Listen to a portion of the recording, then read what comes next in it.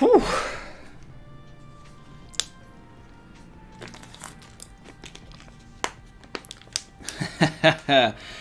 What's up, y'all? You know what time it is. It's about to be that time.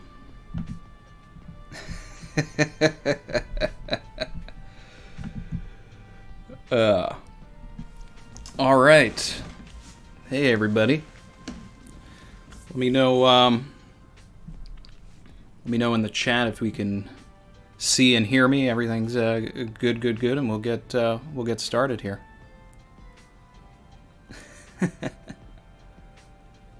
Savage. All right. So, old theories. All right. So this stream is it's kind of a two-part here. It's for the old fans that want to go down memory lane, you know, like myself, that, you know, may have been reading as long as I have, which I've been weekly since Skypiea. For anybody that doesn't, you know me, that may be new to, you know, the stream here, new to the channel or whatever, I was a admin of Arlong Park Forums, which was like the first site for One Piece that, you know, started in the very early 2000s. You know, we're talking 2002, 2003. You know, then there was the revamp in 05, 06. I was a part of Kaizoku fan subs, did quality control, did some of the fonts, helped, you know, do the karaoke sometimes, for people that remember that. So ultimately, I'm entering my 19th year, I believe, of like being a One Piece fan, and I've seen the ebb and flow of everything, what people talked about on the forums prior to, you know, YouTube theories, because YouTube didn't start until 2005. You know, so even then, I've got a couple of years on that for remembrance. So this is for all the people that, you know, were with me back then, but even more so, this is for the people that leave comments on my videos saying, wow, you've been reading and watching One Piece longer than I've been alive.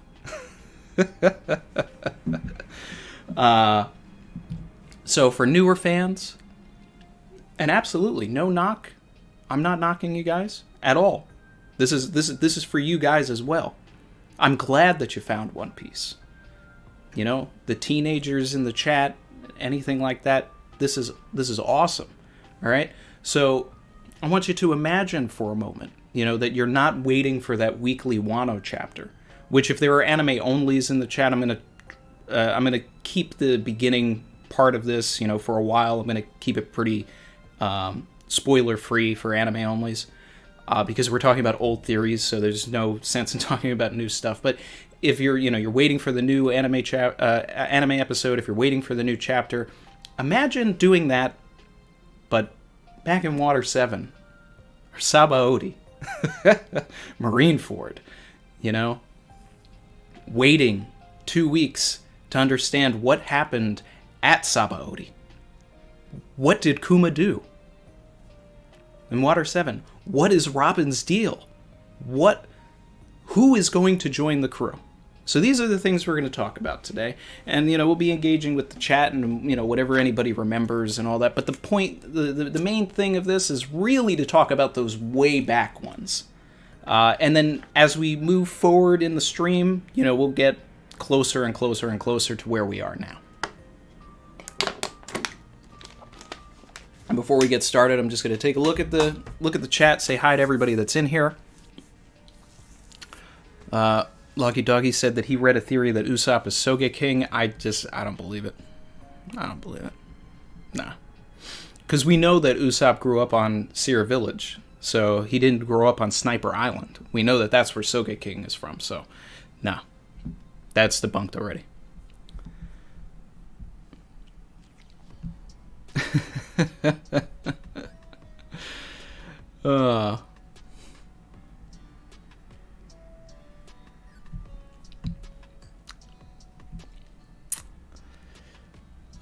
Electric asks, wow, what are you smoking, bruh? A lot of people always think I'm high. I actually I don't indulge myself. This is just me, guys.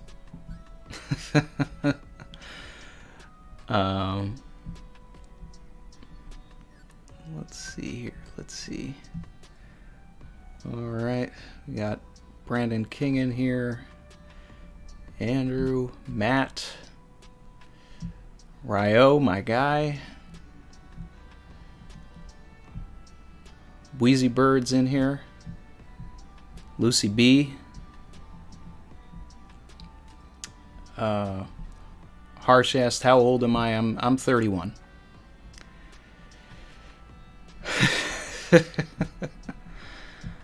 I've been reading One Piece since I was like 12 or 13.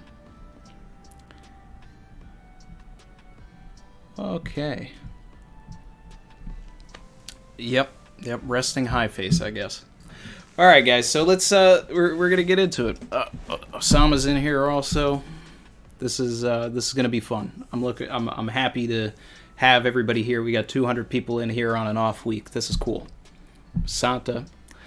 All right, let's get started.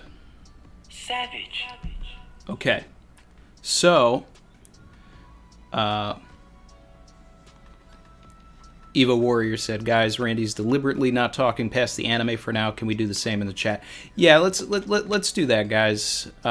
Just in case there are some anime onlys in here. This stream is for old theories, right? So that's the idea. At the end, we can talk about things like 1007 and all that. All right. So I'm going to start with Skypiea. All right. So when I caught up weekly, right, it was sort of towards the end of Skypiea. It was around when like Konus started to make her stand after Pagaya died, and like right before Luffy, finished off Enel, and then Pagaya came back. I don't remember too much from back then, but I do remember that, every island that we ever went to, there was always the character that was like, hey, who's going to join the crew? Now, a lot of people wanted Whitebeard to join, but Whitebeard wasn't going to join because he had to stay for his people. But people thought maybe Konus would actually join the crew, especially after her stand with, against all of the, the people of Skypiea, the, McKinley and all of them, trying to do that. We thought that Pagaya was dead, so it was like she had no claim to hang around Skypiea anymore. So yeah, people really thought that Konus would, jump on there with them, and then they would have a new pet with, Sue. But then Pagaya came back and she stayed, and we didn't pick up anybody in the Sky Island. After that, obviously this series went to Long Ring Longland, and to start, that was a tough place to be weekly because, it was like, oh man, what's going on? But one of the things that actually did stir up a lot of theories was that little interlude scene back at Jaya with Bellamy and Doflamingo. And myself, and anybody that hangs out, in this channel knows that I'm a huge Bellamy fan, right? Hold on. Ron Gamer said, how did you read back then? It was all fan subs. So we had the fan subs, right? When I started getting into the fan subs, Kaizuku fan subs was in sort of like the Little Garden arc by that point. And then I joined up and started helping them out during Drum. But as far as like reading, we would get the Raws, and then Stephen Paul, the guy who actually does the translations for Viz, used to do them for free. And I've mentioned this before on the channel, but Stephen had a website called Stephen's Translations, and he would put the translations up, and we would take the Raw, and we would go off of that. We still had spoilers the same way that we do now, and all of that. And I used to read them back then, but I stopped somewhere at the beginning of Water 7, and I'm glad, because the CP9 reveal was just amazing without being spoiled. And I'll get to that later. But, yeah, so that's what we did. We actually, we read the Raw until eventually we started to get scanlations. And that was, man, the wild times. You know, there was a lot of different institutions of even fan subs and scanlations. You know, people probably remember Gemini's Box. You know, that was probably like the 20th scan site that, you know, we had over the many years. We used to get the Raws from Kefi. You know, and we used to get our subs and everything off of either IRC channels or LimeWire or Kazaa. It was the Wild West. It was the Wild West. So anyway, back to Bellamy, right? So Doflamingo shows up, and Doflamingo was already this sort of character that we were all, you know, very mystified by when we saw him in that pre-Skypiea scene, you know, episode 151, when we, you know, we're at Mary Joyce and we see Doflamingo for the first time. You know, we're like, oh, who is this guy? And we know, the whole community knows that this guy's going to be a big antagonist at some point. We just don't know when or how, and everybody's theorizing. And when he shows up to, like, teach Bellamy a lesson, that was crazy. Half the community, I would probably say that 80% of the community thought that Doflamingo actually killed Bellamy. I knew that he didn't. That was, like, one of my biggest theories, like, you know, way back when. I was like, no. Bellamy's not dead. He's going to come back whenever we fight Doflamingo, and he's going to have a redemption arc. And since we knew that Doflamingo could actually, like, kind of control people, or at least, you know, that was the implication when he was, you know, controlling, what's that Vice Admiral's name? Ah, man, I forget. But, anyway, one of the big running theories was that Doflamingo was going to control the crew. And that he was going to force the crew to fight Luffy. That was one of the biggest headcanons going from way back then all the way even to Dressrosa. People still believed it, that Doflamingo was going to control the crew and force Luffy to fight his crew members. And my headcanon with that was that Bellamy was going to show up and fight alongside them. And technically, you know, that did sort of happen to a certain degree. So it was, you know, I won because I knew that Bellamy was going to come back, and I knew that he was going to have, like, this sort of character arc shift. But we did miss out on the opportunity of Doflamingo using crew members against Luffy. He ended up using Bellamy against Luffy. So it was it was like a big combination of all this stuff. So that was interesting. Brandon King, thank you so much for the donation. Savage. Back when Sanji rocked the lollipop for kids. Yeah. So I predate 4Kids, guys. I was a fan before that. I remember when 4Kids. I remember watching the first episode on Foxbox that Saturday morning or whatever, and by that point I was either current or, you know, well beyond it to begin with, and I was mortified because I knew what they had done to Yu-Gi-Oh! I knew what they had done to Pokemon, and it was like, did they even have Yu-Gi-Oh! At that point? I don't even know. But either way, I knew it was going to be a disaster, and it sure was. Hello, darkness, my friend.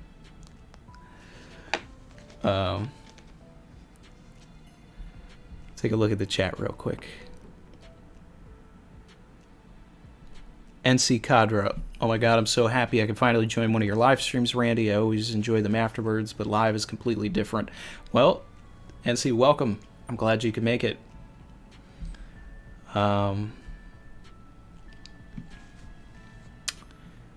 Matt, when did Gemini's Box start popping up? I definitely remember reading them during Whole Cake. Definitely remember during Zoe and Dressrosa. It was probably somewhere around there.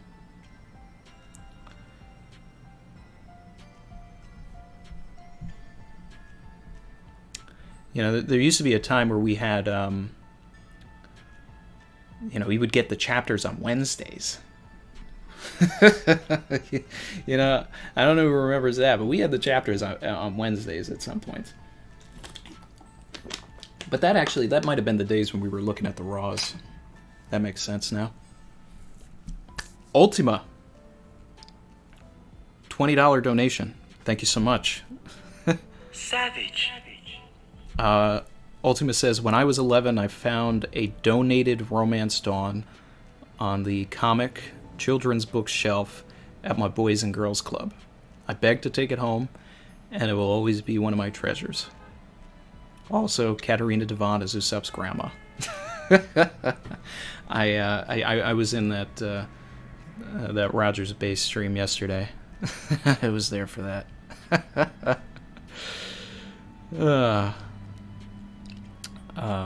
That's great, Ultima. Yeah. You know, I am glad you picked that up. So that's awesome. That's awesome. Yeah, I found out about One Piece on a Dragon Ball forum. Someone had an Ace avatar right from their introduction in Alabasta. And I think it was pretty close to when Ace was probably introduced. Because he said it was like a brand new character. And then I decided to get into it after that. Sketchmazoid says, damn, so you're B4 kids? Spelled like 4 kids, that's great. Emil Diaz, the Fox Box, I barely remember it. Yeah, I barely remember it too. I probably should, but I've blocked it out, is more like it.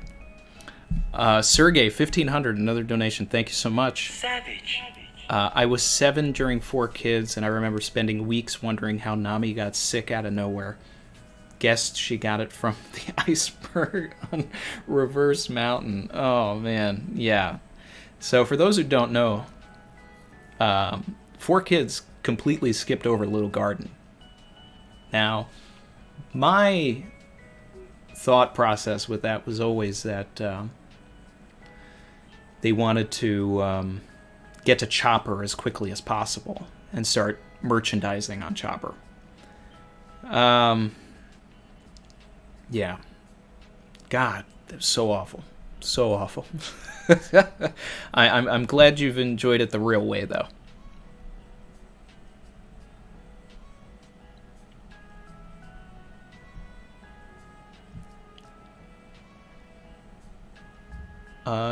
Chin asked Randy, "Did you cry reading One Piece in the 2000s?" Yeah. More so when I watched it. You know, it always hits the emotions.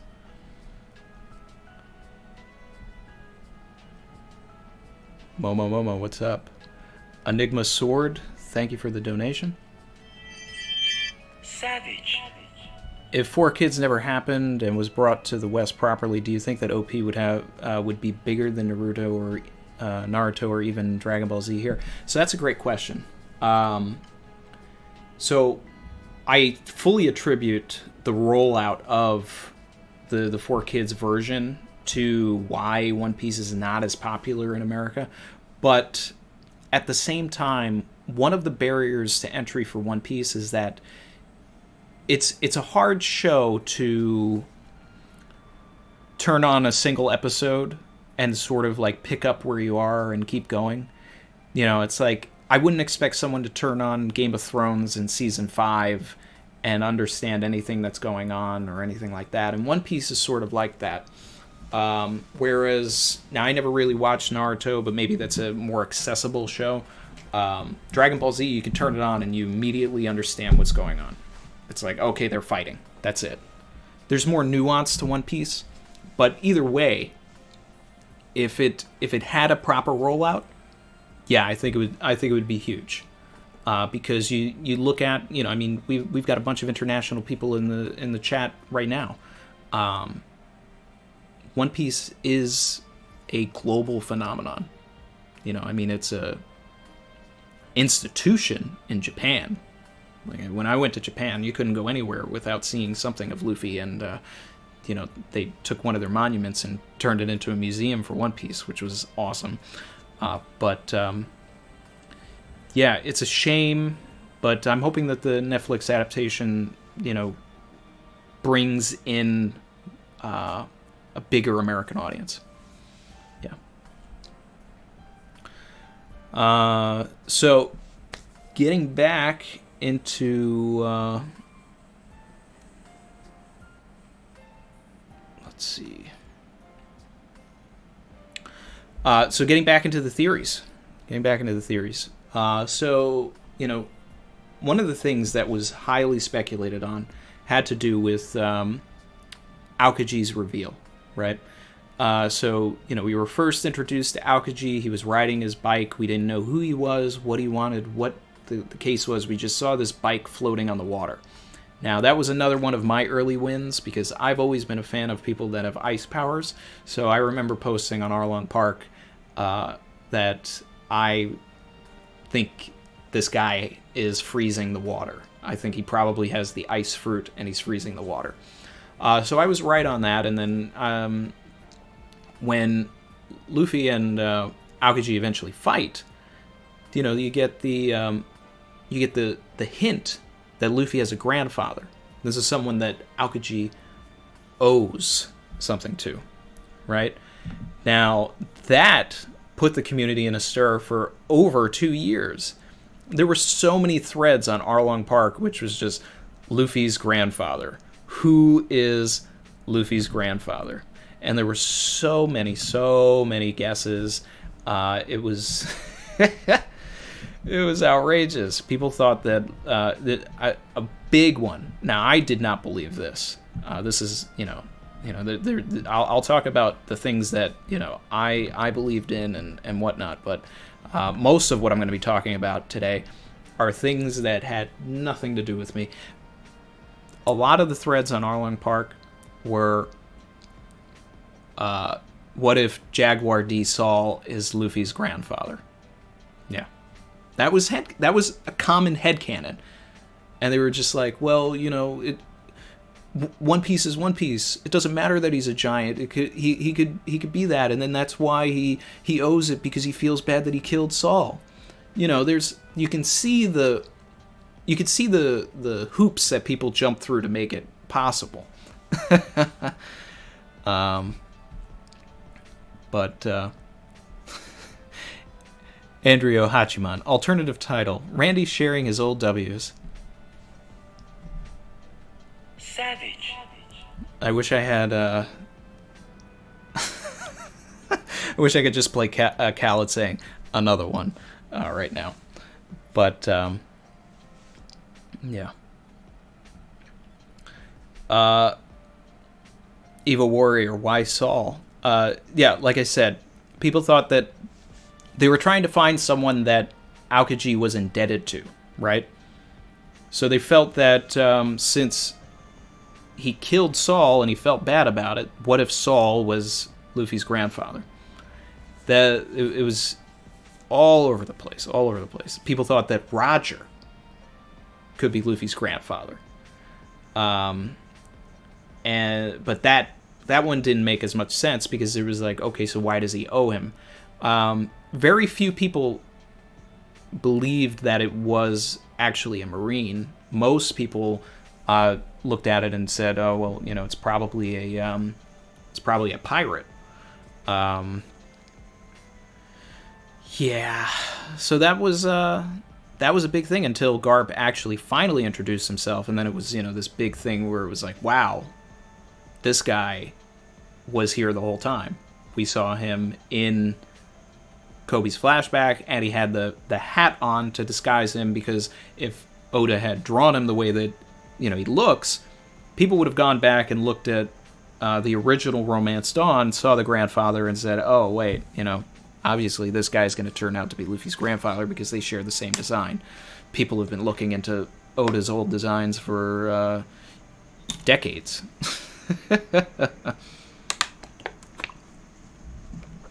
Yeah. Osama. Roger has the... Osama said Roger has the Goma Goma no Mi. Yeah, so that was a big one.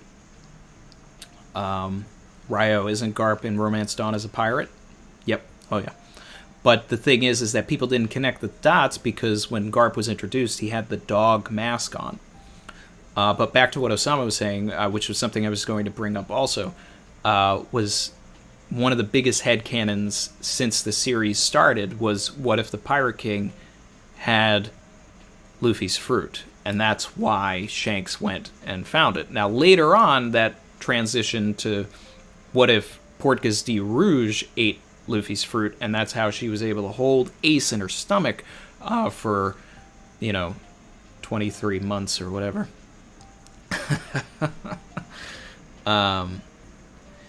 Then there's, there were so many things when that came out, which I'm jumping way ahead, but just to say on the Portgas range, people were like, well, what if Shanks is Portgas de Rouge's sister?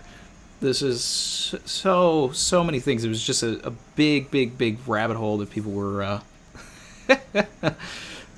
going down. To stay in sort of the same area of the Davey Back fight, another big thing that people would not stop talking about for years that I don't see as much anymore. But, in the old days, this was a big thing. Davy Jones's curse. We used to talk about Davy Jones becoming an actual character or living at the bottom of the sea or having something to do with One Piece, all of this stuff, because when the Davey Back fight was talking about, and Robin was talking about Davy Jones's locker and his curse and all of this. Oh, so many threads, so many deep dives into what Davy Jones could or could not be, and how that would tie in. Yeah.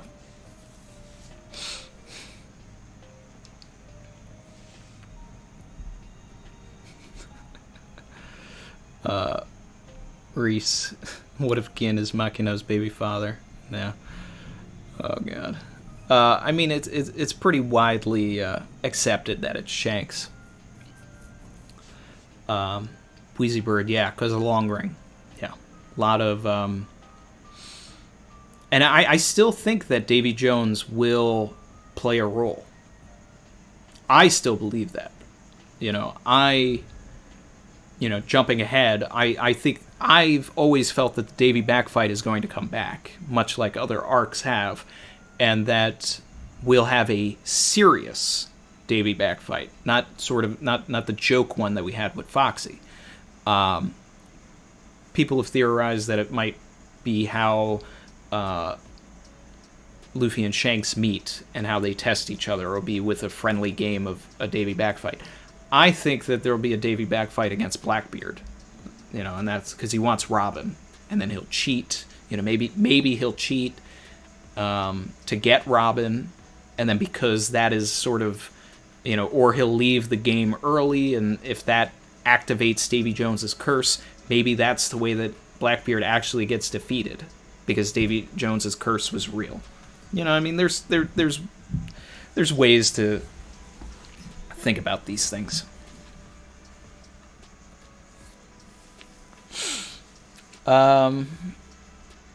Keeping the train going, we'll move to Water 7. No, that was a pun. Keeping the train going. Unintentional. Yeah. So, Water 7 was crazy weekly. It was really, really, really crazy weekly. And what a time. What a time. Brago had that video where he was like, moments you just had to be there for, and I think that Water 7 weekly was a moment you needed to be there for. The CP9 reveal was one of the most mind-blowing things I've ever seen in just film anything. Like, no one expected Kaku. There was already like a train for Kaku for Nakama, and everybody loved Kaku, and that's the brilliance of Oda's writing. He made you really, really like Kaku from the beginning, and the misdirection, with just Bluno, like, is one of the best things that Oda's ever done. This, like, essentially this background extra or whatever at the bar ends up being, a main character in the arc.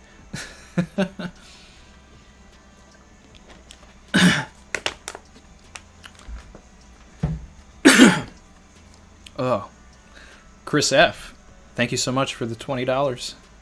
Savage. He said, thanks for the great videos. Wish you all the best. Chris F., I wish you all the best, and thank you for joining me today. Really appreciate that. Paulie. Paulie was the common headcanon for Shipwright for the longest. For probably a year. People really thought that Paulie was going to join the crew. Like, this is one of the biggest, like, this dude's joining the crew characters. And if you're just reading the series and you're just binging it, you don't know. You don't know about this guy. And there's another one that I'm going to get into later. Really thought we were going to have a rope action Shipwright Paulie on the crew. Because Frankie was introduced as a villain. We didn't really understand his importance right away. People gravitated to him. Thought it was cool. But I don't think it really clicked for people that Frankie was going to actually join until Enies Lobby really began. Up until that point, I mean, even Paulie, like, getting onto the Rocket Man with the crew, and it was just feeding that Paulie headcanon. It's like, all right, well, Paulie's going with them to fight CP9, so he's got to join the crew. And it was, we had threads with polls where it was like Paulie or Frankie. Like, this was a legitimate thing, guys. This was a legitimate thing. Paulie or Frankie. Could you imagine if we didn't have Frankie and we had Paulie? I got another donation here. Thank you so much, Skypiea. Savage. Love the streams, Randy. Been a fan of OP since 2013. Could you touch upon the original Yonko reveals? Early designs are significant today? Yeah, I could do that. So we were introduced to the Yonko in the same chapter that we were introduced to Garp and Dragon at the same time. And I remember loving that Garp was Luffy's grandfather. But I remember being skeptical about Dragon being Luffy's father. Because I was just like, are they gonna do this whole fate storyline? Is it gonna be this thing where, Luffy isn't just some regular guy, but he actually, he's the grandson of this great Marine. He's the son of the most wanted man in the world. Okay, so obviously, we're doing all of this.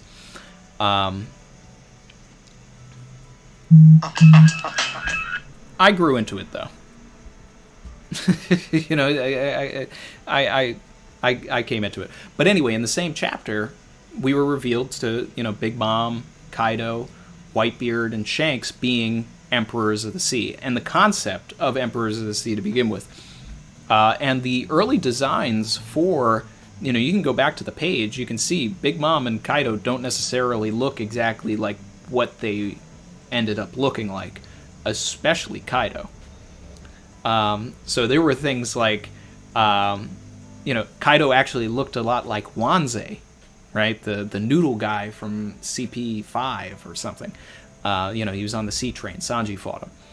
People thought, there were legitimate threads on Arlong Park from people saying, what if Kaido is Wanze's dad? Yeah, that's a real thing, guys. It's a real thing. Honestly, you know, it sounds stupid, but if you go back to that chapter and you look at that shot of Kaido when he's first, like the silhouette, and you see the smile, you kind of say, okay, I get it. I kind of see it. I all right. You know, I'm not gonna flame this guy too much. Yeah.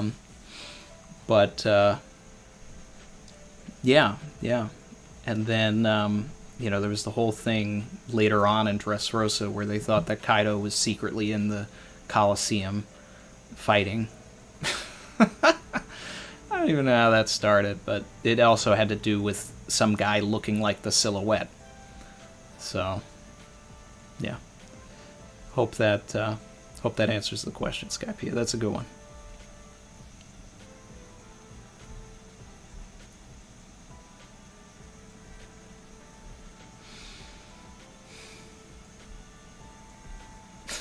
It's not a stream if electric relaxation doesn't play. Yeah.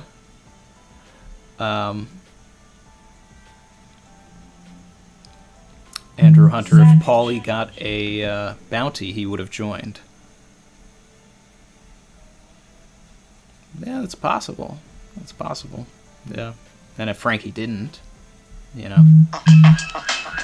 there's electric relaxation again. Alright, people stop messaging me. I'm in a stream. Savage. I am getting messages left and right. Okay. Yeah. Okay. So anyway, back to Water 7. Right? So yeah. Man, it was so crazy trying to theorize what was going on with Robin. Was she going to betray the crew?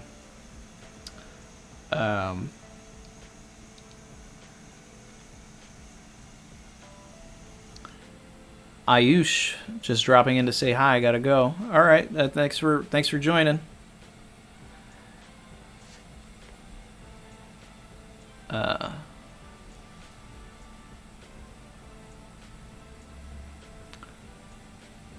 Brian Sukri, what was the time, that period during the time skip like?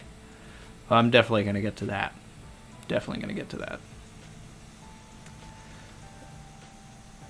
Evo, the buzz is so loud. I am sorry. My radiator started going off during the stream, guys. I'm sorry. I can't do anything about it. Ryo, thank you for the donation. Savage.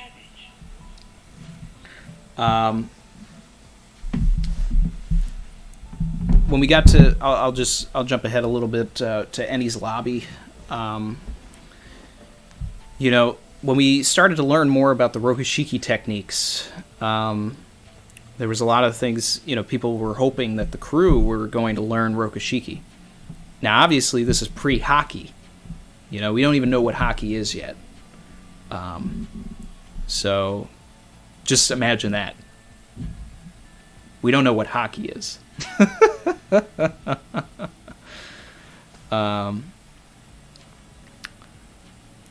Let me see if I throw something over my radiator, if it'll put the sound down, if it'll ease up. I'll be right back, guys.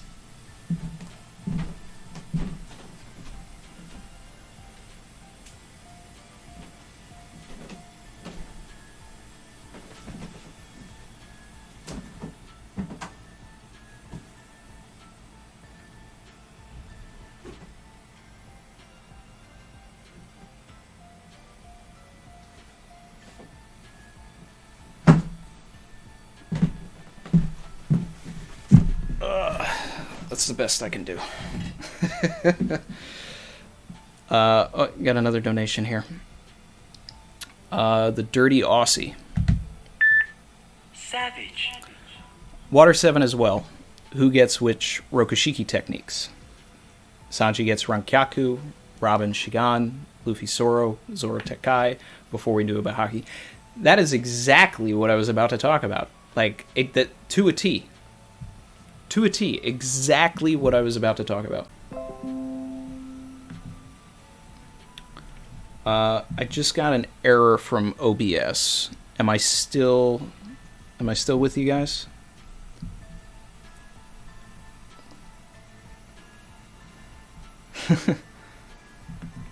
Just let me know in the chat if everything's still good. All right. Good. Great. Yeah. Sorry about that. I just got something popped up. It was like, oh, the radiator's fine. He was talking about the phone buzzing. Aha. Sorry. I won't put the phone next to the microphone.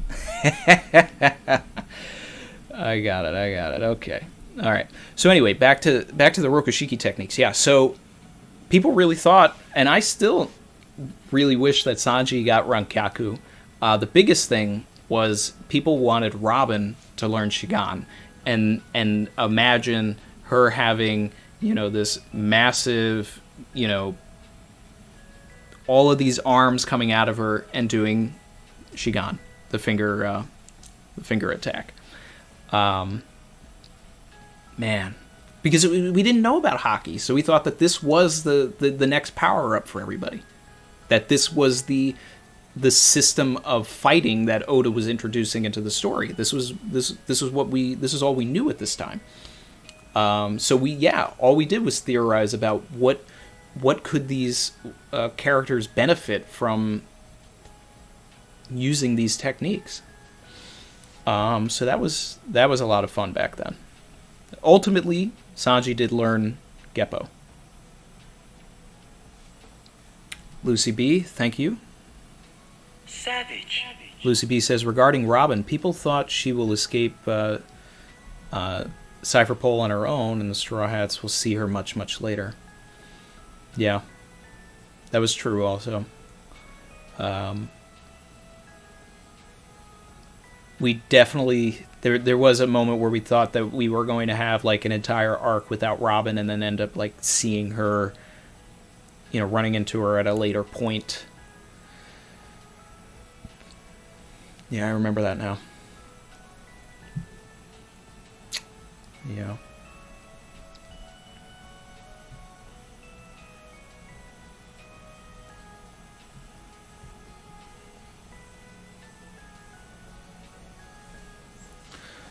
Let's see. Marcos. Were there theories about Sanji before Zoe and Whole Cake Island and Jaya? There's a lot of foreshadowing related to him, plus the Mr. Prince stuff. Yeah, so I don't remember too much about people really expecting Sanji to be royalty, but we were well aware of that, moment where Sanji said, "Oh, I'm actually from the North Blue." So we always expected that we were going to learn more about Sanji's past at some point. We just didn't necessarily know what that was going to entail. And then, when it came out that he had a bunch of siblings, then, everybody went wild. Oh, is Killer one of his siblings? Is Bellamy one of his siblings? There were a lot of things about Bellamy over the years.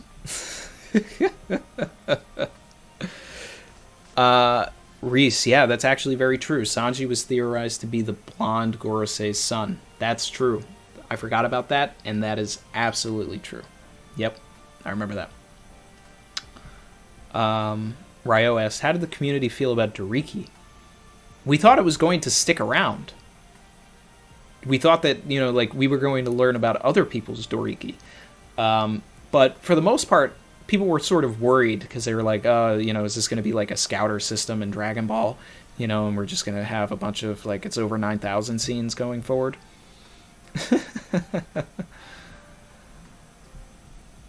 The Dirty Aussie, thank you for the donation. Savage. Blonde Gorosei is Sanji's dad. Yeah, I just talked about that. Yep. People thought that for sure. What was the other thing that I was going to bring up about the Gorosei? Let me see my notes, because there's definitely a lot of stuff about the... oh, that's right, yeah. When I was talking about Luffy's grandfather, people thought that one of the Gorosei was going to be Luffy's grandfather as well. Yeah. Probably the guy that looks like Gorbachev, I think was the one that everybody was going with the big mustache.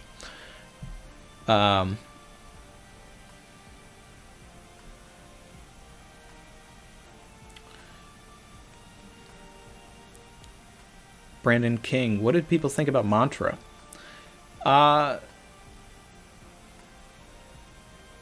We didn't understand how it was going to have a practical purpose in the story.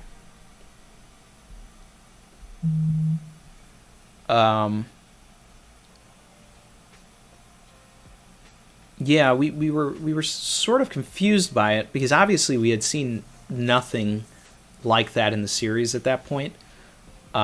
People sensing other people to that level, at least. You can go back and you can find hints of things. Obviously, like observation and all that is very present in Zoro's fight with Mr. One. But Skypiea was really the first iteration of hockey and all of that, and we were just sort of confused by it, especially since it didn't play any sort of a role in Water 7 and Eni's lobby, necessarily. And didn't really come back until Sabaody.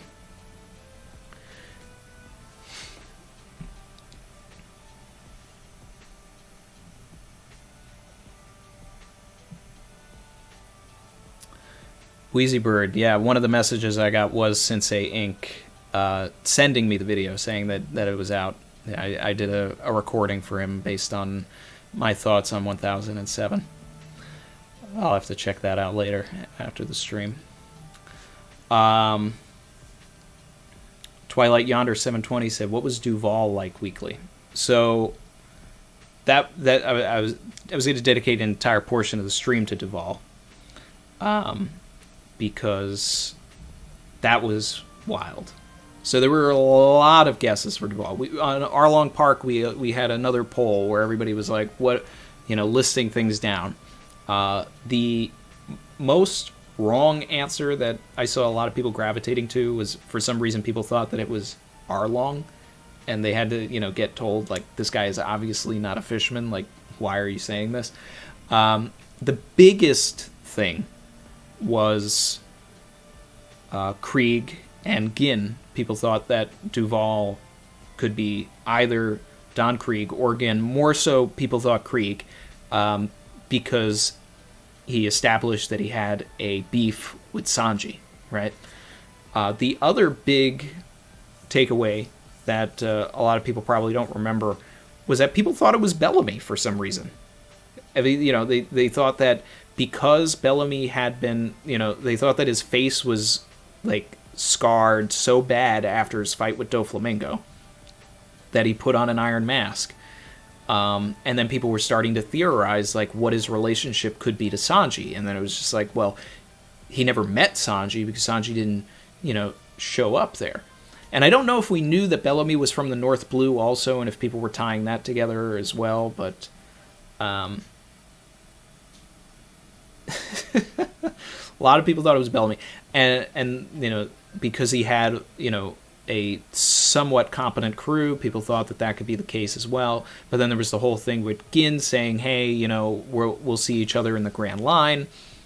So everybody's been waiting for Gin for 20 years, and I want to say that the Duval weekly is what started the Gin meme. So that's where it really began.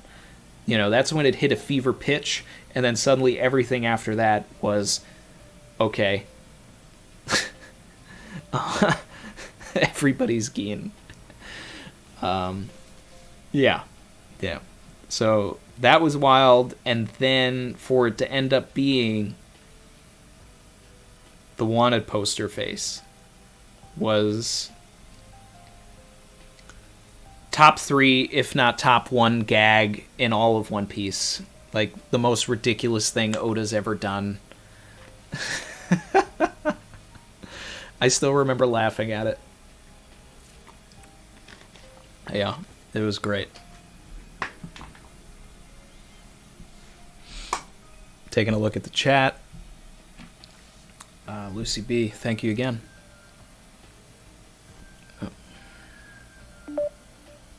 Savage. I can still remember the devastation after Sabaody, and no one theorized anything. There were guesses, but everyone had just felt like zombies. You know, it's true.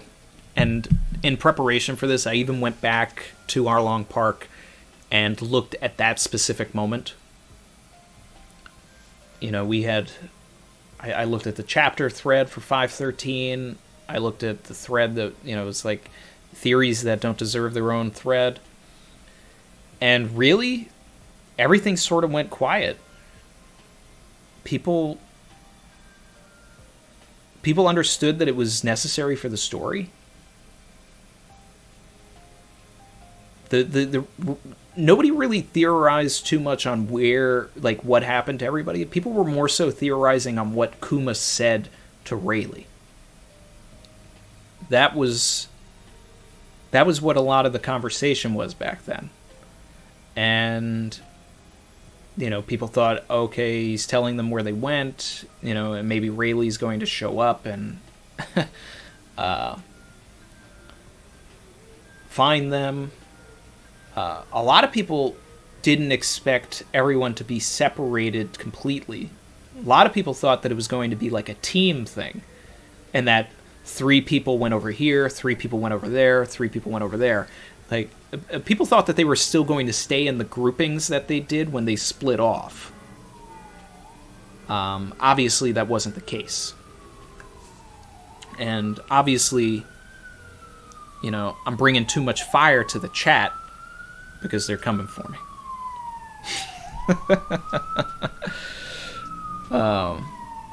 Yeah. But that, man, 513, and then the wait, the long wait for the next chapter.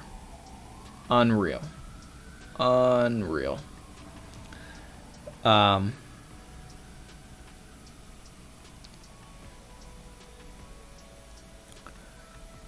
Enter a name. Thank you for the donation.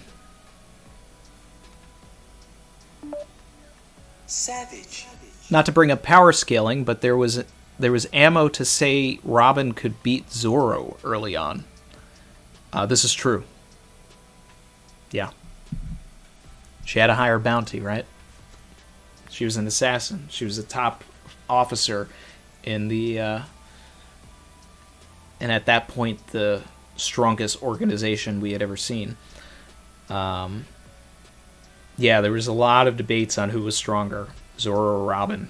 That was a big thing all throughout Skypiea, even, as well. I remember those threads.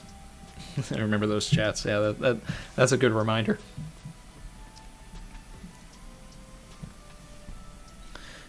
Taking a look at the stream, the chat here.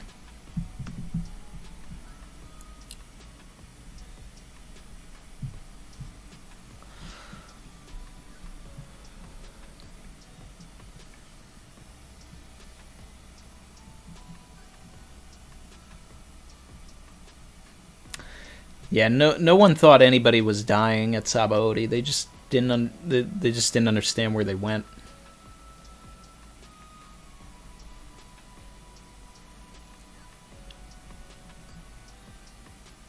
King J, Gin is the 10th Titanic captain.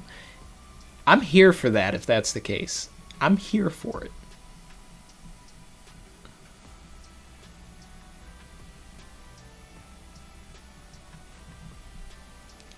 Jeeker, did people think Yorkie was still alive back then? I mean, you would see it now and again. You know, it wasn't like a big thing like, oh, we're going to see Yorkie again. A lot of people thought that Yorkie was the guy sitting with Crocus on that cover page. That was the most stuff that I ever saw about Yorkie, was just that was him.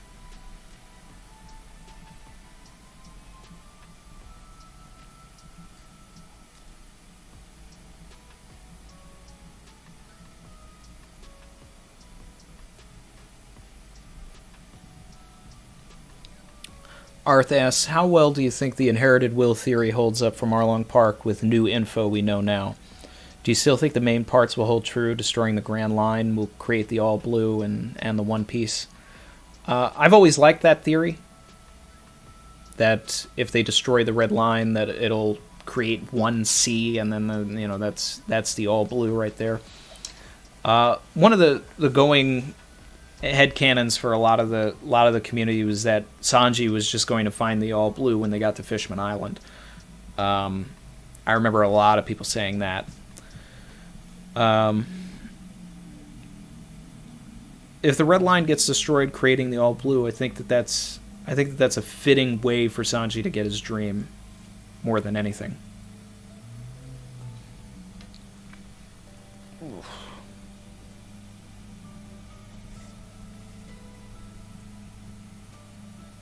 Yorkie's the 10th Titanic captain.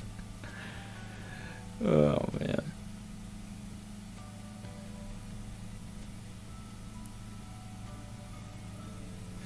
Wow, we have 395 people in here now. I haven't been paying attention to how many people have been in and out, but that's cool. Hey, everybody. Welcome. I'm Randy Troy. Ben DeGuire, yo. How's it going?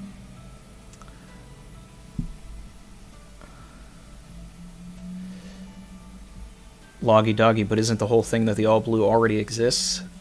Yeah, I think it's more that if the Red Line was something created by the world government to split the seas, then it existed at one point and became a myth. And that's why it's important for Sanji to find it. And if the Red Line is destroyed, then it activates the legend, you know?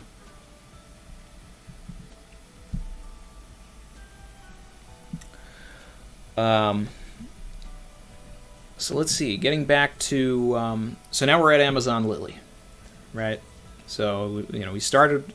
For anybody that's new to that just joined the stream, we started at Skypiea. I'm at Amazon Lily right now, as far as like theories that I remember and all of this. I just remembered a lot of people thought that Garp was going to have a dog Zoan, that he was going to have like his mask. That was a thing, and I thought about that because people thought that Hancock would have a snake Zoan. Because I think even before we were introduced to Hancock's design, we knew her name was Boa, so people thought that was going to be, on the nose. Obviously that didn't pan out, but that's what this stream is about, to talk about the things that didn't pan out. Oh, I missed a super chat.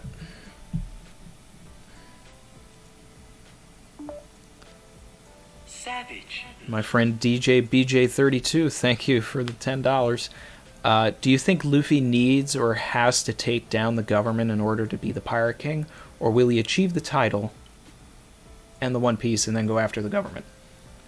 I do not think that to become the Pirate King he has to take down the government. Why? Because Roger became the Pirate King without it. I believe getting to Laugh Tale in itself makes Luffy the Pirate King. Attaining whatever knowledge or tangible object is there is what's going to make him the Pirate King. What he does with that title afterwards is what is going to determine the end of the story, and that's where Luffy's going to take out the government. So that's what I expect. I expect him to become the Pirate King, but that not to be the end of the story. That's just what's going to kick off the final war. Yeah. That's what makes sense to me.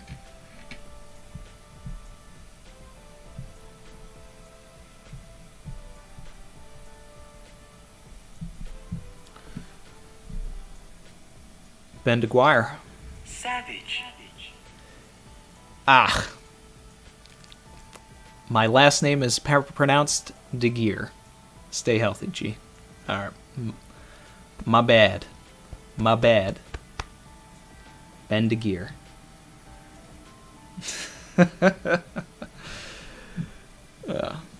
But thank you for correcting me. Because actually, to be perfectly honest, guys, like, I want to say your names correctly. Like, I don't want to... I don't like mispronouncing names. I don't like it.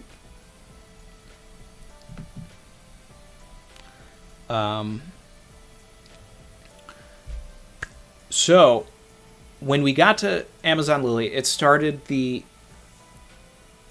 quest for who I would say is arguably the most talked about potential crewmate, other than Carrot.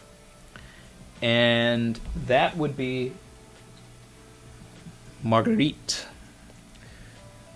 Who in the chat remembers Marguerite for Nakama?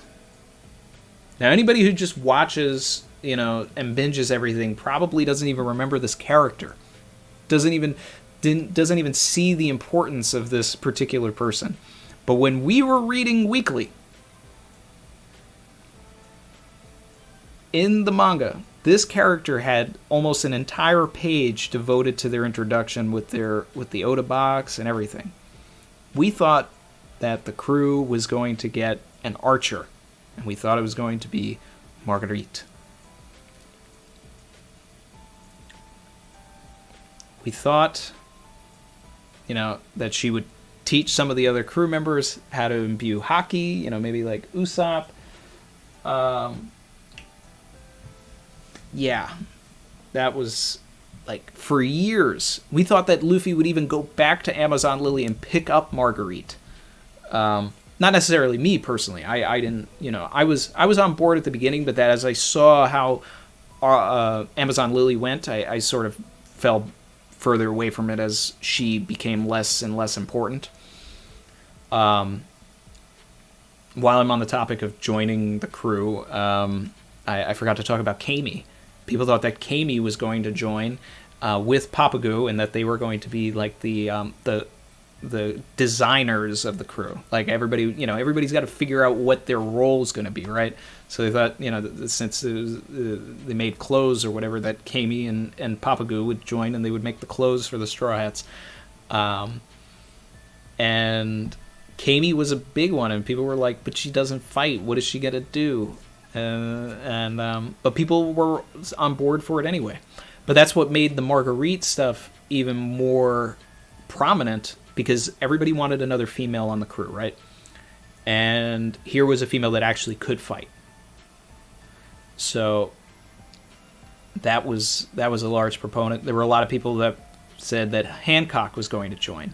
That was a big rampant one that was like, come on, guys, that's not happening. At least not then. Oh, got some super chats here. Wheezy Bird, thank you. Savage. Where do you buy your figures? So I get so I have a couple of different types of figures. So the regular Banpresto line, a lot of them I got on eBay. I got them on Mandarake. Got them on Yahoo Japan via Bai. And then I'll for the figures that the Banpresto line did not make, I have Chinese customs that I get off of Taobao. And lately I've also been getting the Banpresto figures off of Taobao because it's just it's cheaper over there. And then Loggy Doggy. Savage. My name is actually pronounced Tama Tames Kaido. All right. My guy TTK over here. Yeah. Let me see what the chat thought about all this Marguerite stuff.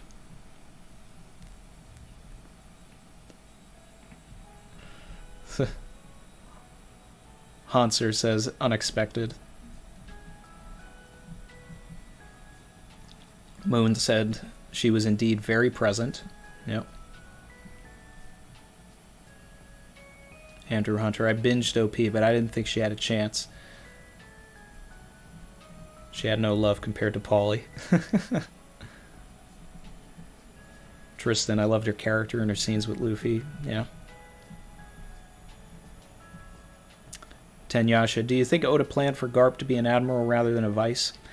No, I really don't. I think that it was always the idea that he would be a vice admiral because Oda's got something planned for Garp and the Celestial Dragons, and he never wanted Garp to be under them.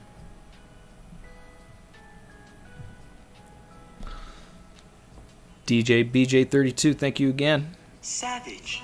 I watched all of One Piece and read it on the Viz app since Alabasta.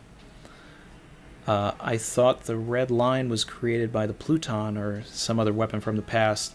Yeah, that's part of the theory also. Part of a lot of people's headcanon. And, part of the headcanon also is that the ancient weapons are going to be necessary to destroy the red line, to unite the seas.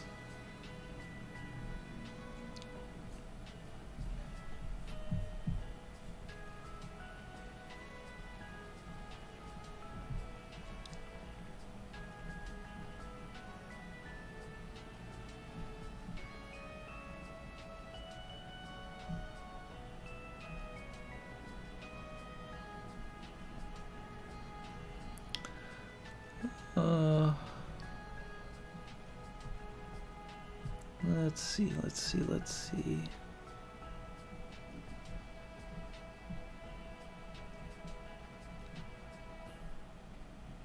Wheezy Bird, because it's impossible to get a Blackbeard figure, for example. You can get one pre-time skip, but post-time skip, you gotta go to Chinese customs for now. I've had one pre-ordered for like a year. I don't know what's taking them so long. Rykin, thank you for the donation. Savage. Where can we find the background music you're playing? So the background music that's playing is from a YouTube artist named, I believe they're named Styzmask. STYZ Mask. If you type in One Piece and then put STYZ, I'm sure it'll like come up in the drop down. They've got a bunch of like lo-fi One Piece stuff, and I really like their stuff. So I just, and I think it, it sets the mood, sets the vibe. So that's cool.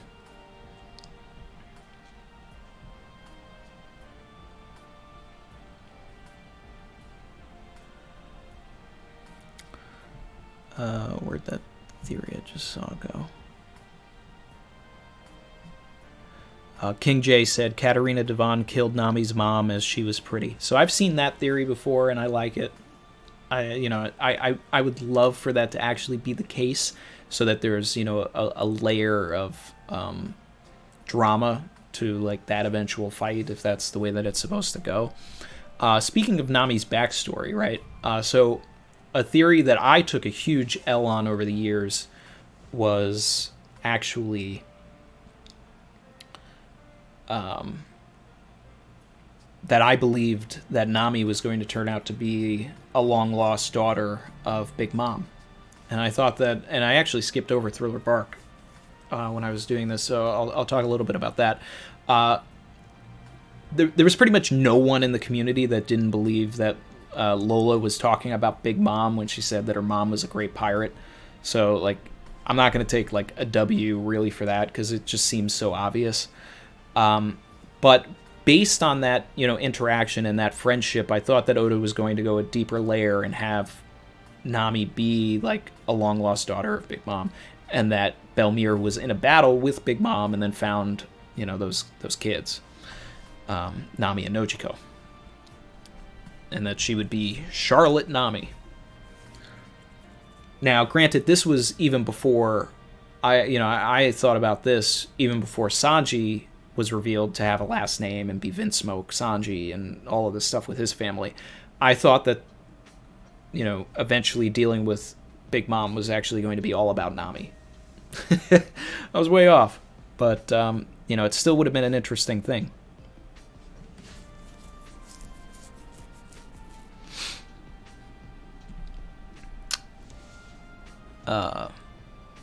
Bendegear, thank you again. Savage. What are your thoughts? The giant shadows from post-Thriller Bark. So that's a great question. And me personally, I don't necessarily have like a really like airtight theory on that. You know, when you go back and you look at those shadows, it almost looks like Eam in a way, as far as like how slender they are and all of that. I think that whatever they end up being, it'll eventually tie into the ancient weapons and potentially destroying the Red Line and all of that. They could be land kings of some sort, if that's, you know, that's feeding my own headcanon that Zunisha is like a land king. You know, you have the sea kings and you have land kings. That's kind of where my headcanon is with that. You know, Oda has, that's a mystery that Oda really hasn't even really he hasn't done anything with it since then. Yeah.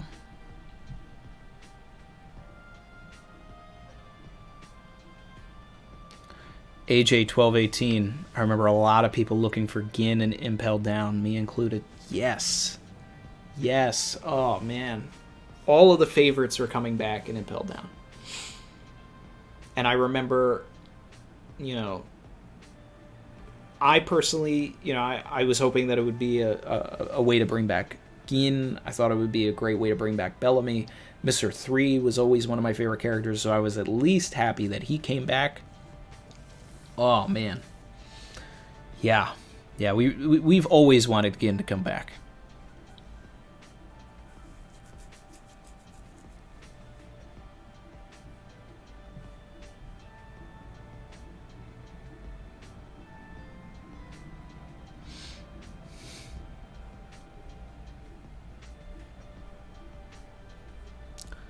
Let's see. I'm looking back at the chat now. King J says Pika can move the Red Line. Actually, yeah. No. Galaxy, thanks for putting the link in the chat. So Raikin, if you find Galaxy Vita's post, you can find the music.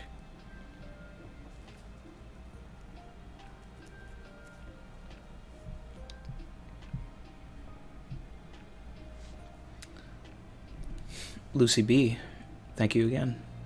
Savage. Did you think Ace would actually die?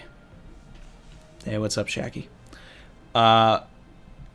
We had nothing in the story to tell us that Ace actually would. You know, you look at Pell, you look at all of this stuff, you look at Pagaya. That's what made Ace's death such a surprise in the community. You know, we also had polls on Arlong Park for that. Is Ace going to die? Yes or no? Or who, actually it was who's going to die? Ace or Whitebeard? People didn't think it was going to be both. They thought it was going to be one or the other, and people thought Whitebeard over Ace. Nobody expected. I mean, there were people who wanted it, and people said that it was going to happen. From a narrative standpoint, it needed to happen for Luffy to grow. But we still didn't expect it. And then, of course, with the fake out, when, you know, they actually do escape for a little bit, it's like, oh, all right, this is the way we're going. We won. We're going home, guys. And then the next chapter. Oh, okay. Guess we're not going home. Yeah. Man. What a time, what a time.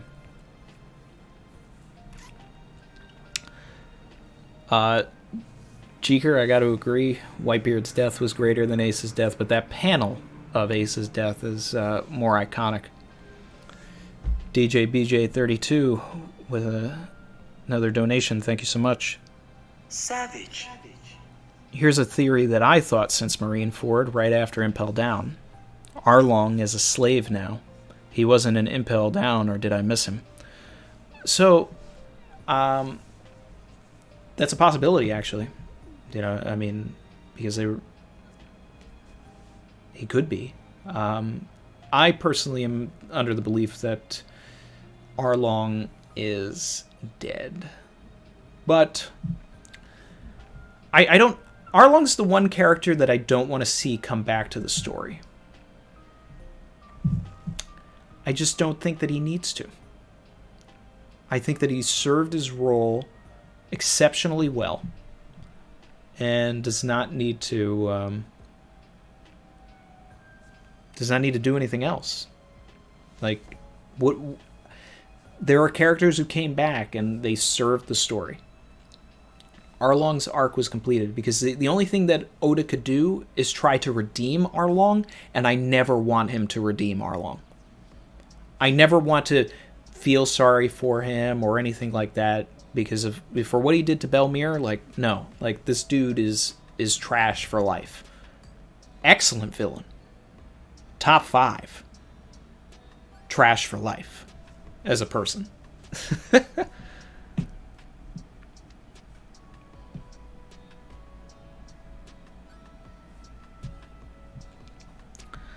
I remember there was a lot of stuff about, the gears back in the day. When Gear 2nd was first revealed, and it ended the same way that the Gear 4th chapter ended. Gear 2nd. One Piece is going on break. What does this mean? What does this mean? And then suddenly here comes Luffy, and he's like super fast. He's steaming. I remember when we actually got to see what it looked like, and he had that reddish glow to him for the first time in the anime. And, we couldn't see that in the manga. We didn't know what really was going on. But we were all like, is this his Super Saiyan moment? But everybody was really doing deep dives into the properties of rubber. What could rubber do? So people were explaining away Gear 2nd as vulcanization, which is a property of, I think, expanding the elasticity of rubber by heating it. So people felt that, like, that's where Oda was drawing from for that. I remember after Gear 3rd came out, and I was definitely a part of this headcanon as well, was that at some point we all believed that Luffy was going to balloon his entire body and turn himself into a giant at some point. Hasn't happened yet. Don't know if it will, but, hey.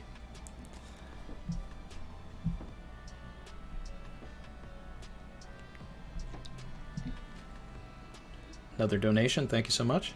Savage. Arth said, do you think we could see Tom or others as slaves? Ooh, we didn't see Tom die.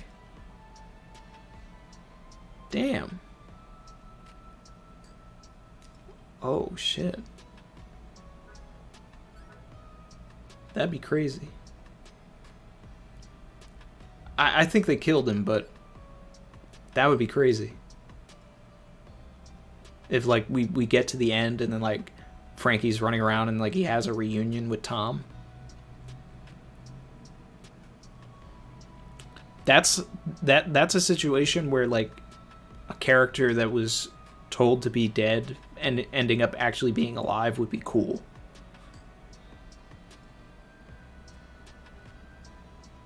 I'm down for that.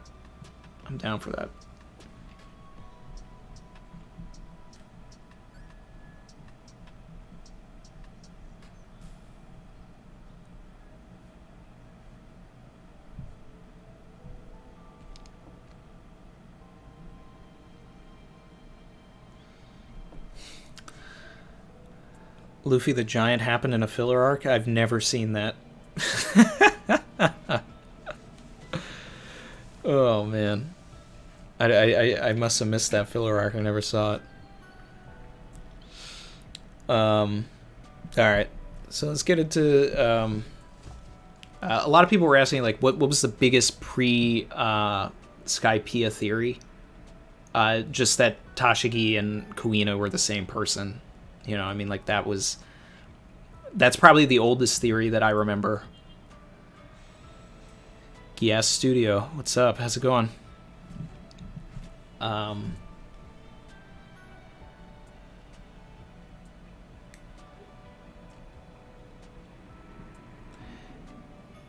King J, that's interesting. You know, I'm keeping it anime only right now, but that's an interesting thing that you just said. So let's get into Marineford. Talk a little bit of Marineford. I mean, I'll be bouncing around, I think, from now on, but well, I guess Impel Down. We were talking about Impel Down. You know, the big thing was like that moment with Ivankov, when Ivankov and Crocodile meet. Right? People were theorizing galore. Whoa, was Crocodile at some point a woman? Most people know this theory. You know, and then that birthed, could Crocodile be Luffy's mom, which, you know, is ridiculous. Yeah.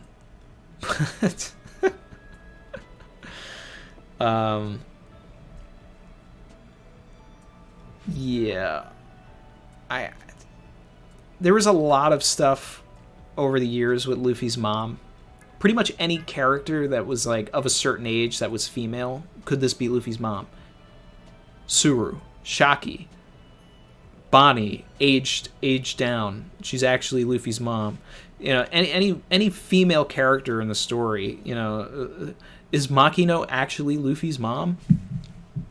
And then, you know, is Ace Shanks's son? It's just like really like this is stuff that people really said.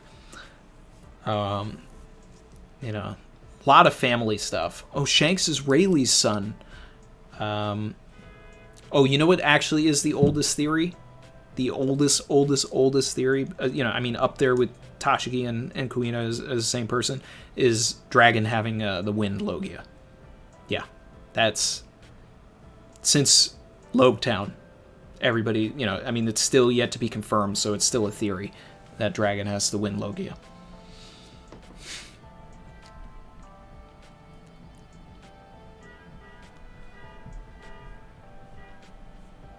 We got some super chats. Brandon King. Savage.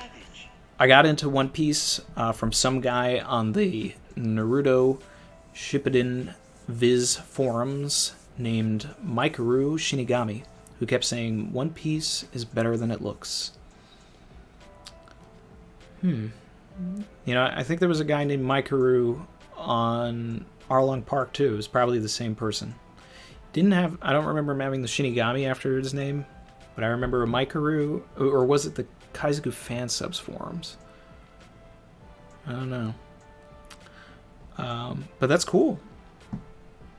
However you get into the series, you know, I'm always pushing it. I'm always pushing it to people. And I'm glad that you took Mikaru's advice.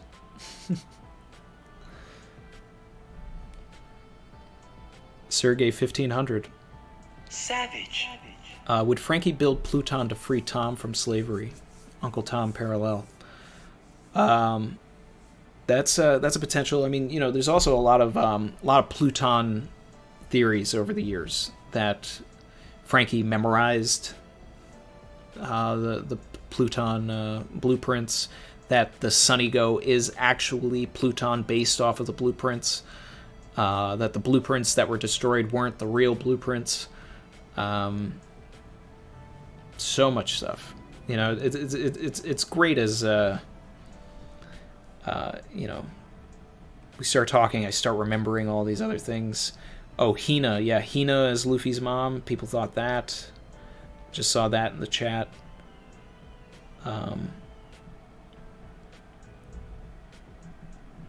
Let's see.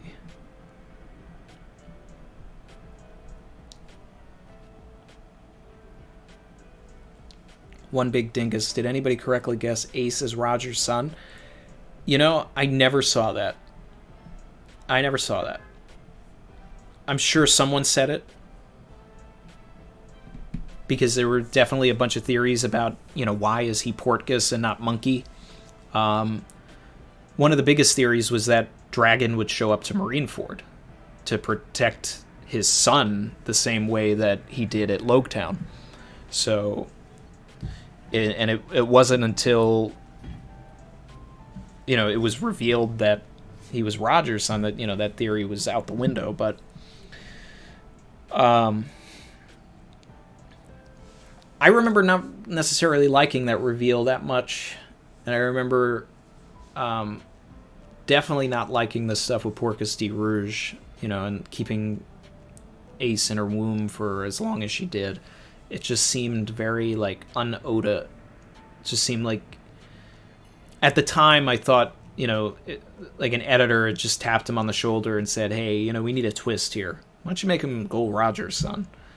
And that was just my first thought. Obviously, as it went on, I started to see more of the parallels, and I was more on board with it. But initially, I was hesitant.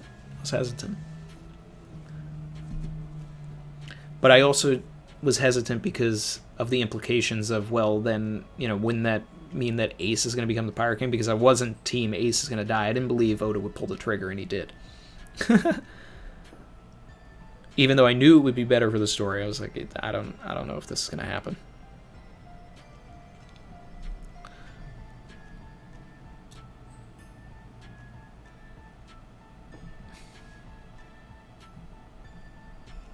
Looking back at the chat. Croco boy, a Croco girl, oh my.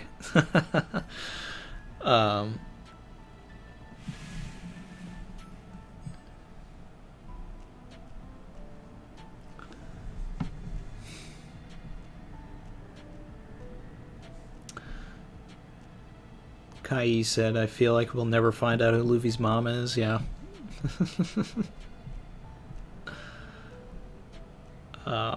Nico Olvia is Luffy's mom. Well, funny thing, before there was anything about Ace being Roger's son, there was a lot of theories that Robin could be Roger's daughter. And that was based solely off of, or I should say primarily off of Robin's flashback. Because people took Olvia's journey as...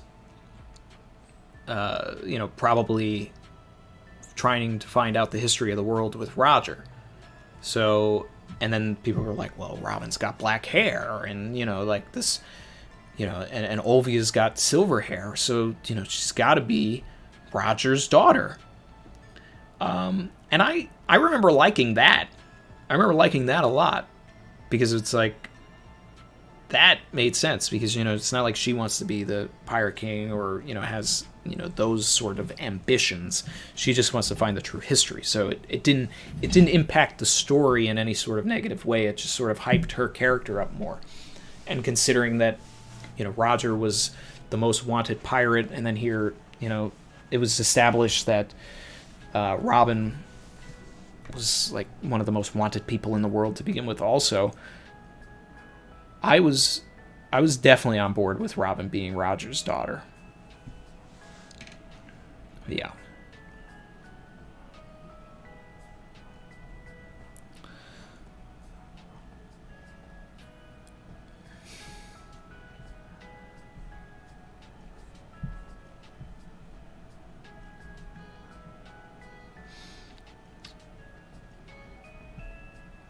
Let's see. People are talking about Sabo in the chat. Yeah. I knew that Sabo was alive. So AJ said, yeah, we guessed Sabo with the third cup, but we didn't think he was alive. That was one of my big theories, was that Sabo was rescued by Dragon. And I took that from the scene with him and Dragon. And I didn't have enough faith in Oda to have him kill off both brothers. So I was like, okay, this is the replacement brother. Sabo's totally going to show up later on. I kept saying that for years. And then he did.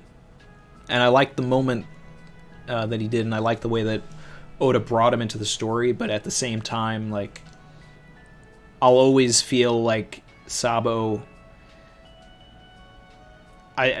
Sabo was at his best in the Reverie. That's when I felt like he was actually an agent of change and he was moving the story in a certain way. During Dressrosa, he was just kind of there. But yeah, it just feels like the replacement brother. You know, it wasn't... I think it just could have been done better.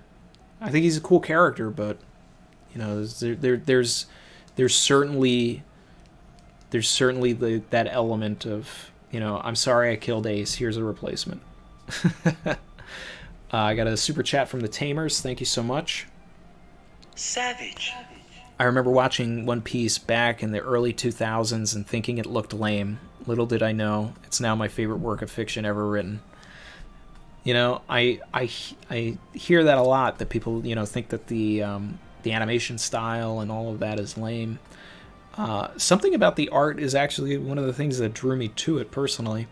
But you know, if that was the 4Kids dub that you're talking about, Tamers, then, you know, yeah, you were right on the money. It was lame. You know, they were taking out all of the character development. They were adding in corny American jokes, and you know, by the time they had gotten to episode 90, they had already cut out like over 30 full episodes of content. Could be more. Yeah.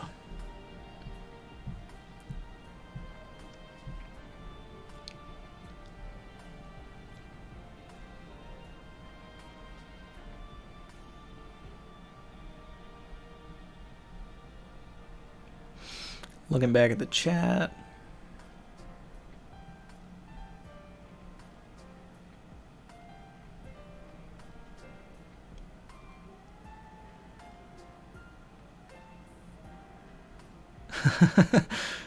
You pronounced my name right. I'm shook. Well, I'm glad. I try. Like I said, I try to get everybody's names right.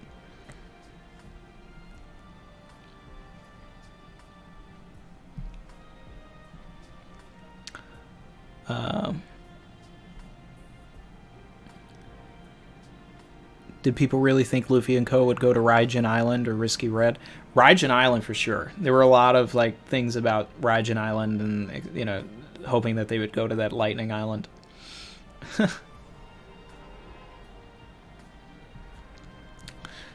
AJ said, I still don't get Sabo's popularity in Japan. It's design. You know, he's got that steampunk vibe to him. He's just, you know, he's a cool guy. He's a typical shonen main character design. You know, he could lead his own story. That's why people like him. That's why people liked Ace. That's why people like Zoro.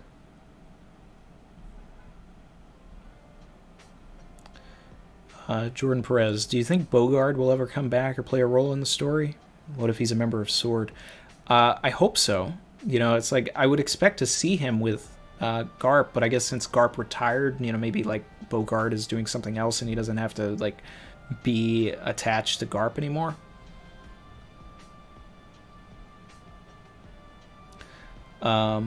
So back to some of these theories here. When Akainu was introduced, right? You know, we had learned that Kizaru had the light fruit, right? And that Aokiji had the ice fruit. So we understood that there was a color theme going on. And obviously there's a color theme within their names as well. Because Kizaru means yellow monkey, Aokiji means blue pheasant, Akainu, red dog. So a lot of people were like, okay, so it's got to be something red. So there was a lot of theories, you know, and people reminded me of this on Twitter and in the comments and all of that. Ryo specifically, you know, reminded me that people were saying that they thought that Akainu was going to have the blood fruit. And there were a lot of people that actually guessed the lava fruit. You know, no one directly said magma, but they were like, you know, what if he's got a lava fruit? You know, and that was pretty on the money. One of the longest running theories that I would say, and someone reminded me of this on Twitter, and I couldn't believe that I actually forgot about this one, was that the Shiryu will eat the diamond fruit theory. which obviously, did not come to pass. And the whole point was, people were saying since Alabasta that Zoro has to fight someone with the diamond fruit. When we were introduced to Jozu in Marineford, everybody was like, "Oh man, like I wonder if Jozu is a swordsman, because Zoro's got to fight him." Because Mr. One said, "Hey, are you going to cut diamond?" So he's got to cut diamond, right? So it was like, okay, so Zoro's going to fight Jozu. Then there was the whole thing, well, did Jozu die or not, or what? He lost his arm. What's the deal here? In the Payback War, did Jozu die? And then, Blackbeard took his fruit, and maybe Shiryu ate it, and that's going to be Zoro's endgame. That was the head canon and thinking for that.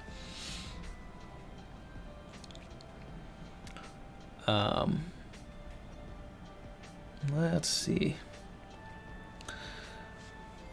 There are a lot of theories about different people that Moria would resurrect. Moria is going to go and resurrect Gold Roger. Moria is going to mess with Luffy. He's going to resurrect Ace. He's going to resurrect Whitebeard. Yeah. I don't know about all that, but I mean, it's possible. We were shown Whitebeard's in Ace's grave. More so than Gold Roger, people are always saying that Moria is going to grave rob Whitebeard and Ace. And if he joins Blackbeard, that's a possibility. That one's really not necessarily out the window.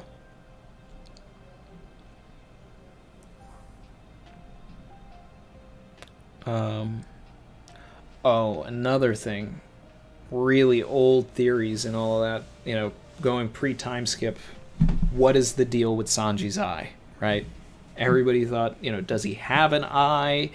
People made Sharingan jokes. There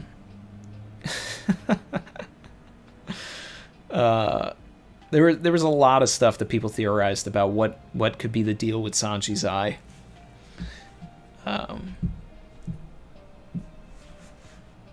And then it just, we figured that out post-time skip, and it just became, all right, so we're not going to talk about Sanji's eye anymore. Now we're talking about Zoro's eye. What happened to Zoro's eye? There was like a whole thing where people were trying to like force a connection between Crocodile and Roger because Crocodile saved Ace.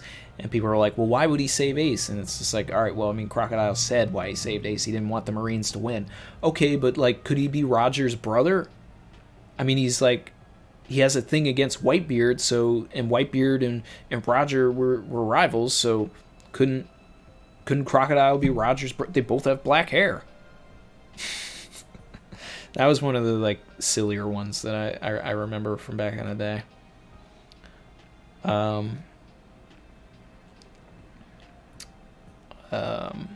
Another one that I'm even on board for is that Kobe is Luffy's final fight. He was one of the characters that we were first introduced to. They're on opposing sides. Ultimately, I think that they're going to be fighting side by side in the final war. But it would be an interesting bookend and a full circle thing if Kobe is Luffy's final fight.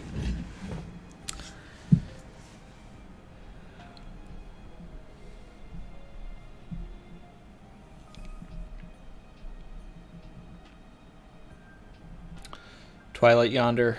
He's Crocodile is Roger's fourth cousin on his father's side.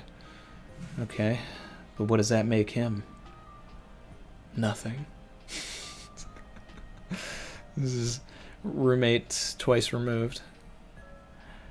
Looking back at the chat. King J. Randy Oda was inspired by real-life pirate Anne Bonny when creating Bonny. Ace's mom told Roger wanted to name the child's name to be Goldie Ann if it was a girl.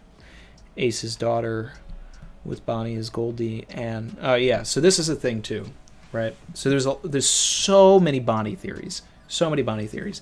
Bonny is Roger's daughter. That was a huge one too, because specifically Roger said that if it was a girl, name it Anne, and then there's the whole Anne Bonny thing, and all of that. So people were definitely throwing that was a huge headcanon within the community. Why was Bonnie crying at the war? Was she in a relationship with Ace? People people really thought that. They thought that that she was crying because she was in a relationship with Ace, and maybe that she would have a child with Ace.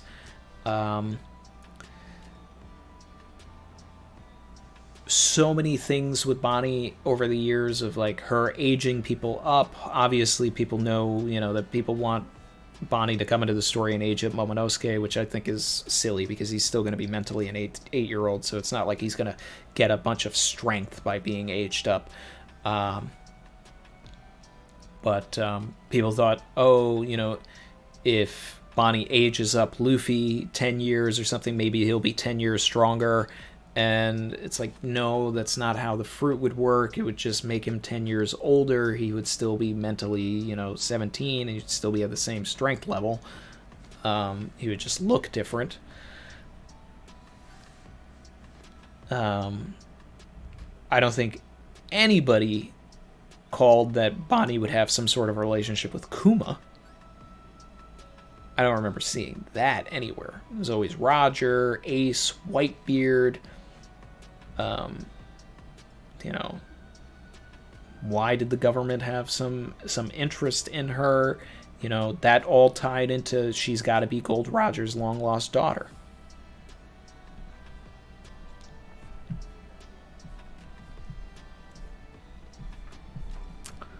Looking at the chat.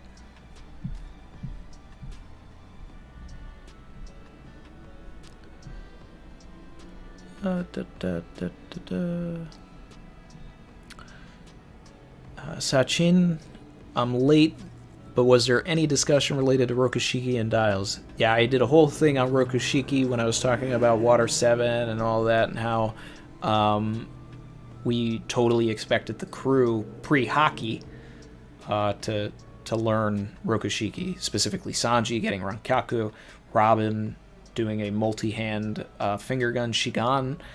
That was stuff that we all wanted to see. Speaking of pre-hockey, I remember anytime anyone stopped anything that was hockey, like when Rayleigh stopped Kizaru on Sabaody, everybody was like, okay guys, like Rayleigh's gotta have sea stone shoes on, right?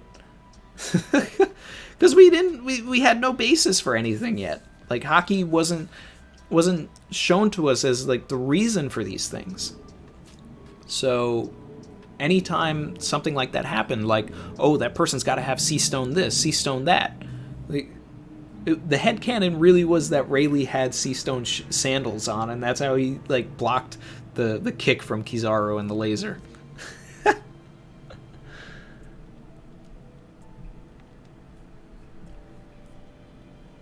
I got a super chat here from Management Nick. Thank you. Savage. Any early theories on the identity of Dragon?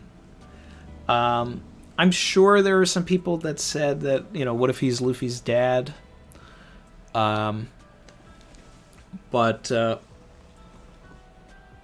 for the most part, everybody was pretty confused about it. I'm sure people drew some relationships to him and Roger because naturally everybody does. But he was just this mystery character. We didn't understand why he saved Luffy, but in retrospect, it made perfect sense. Yeah.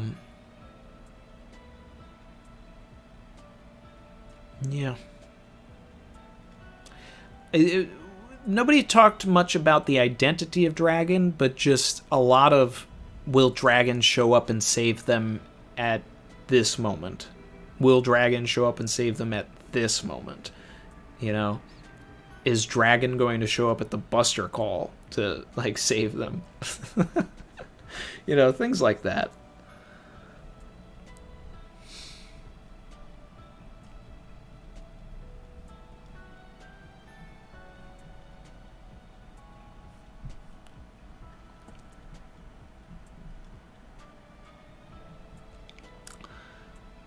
Would I want a sequel manga about space pirates?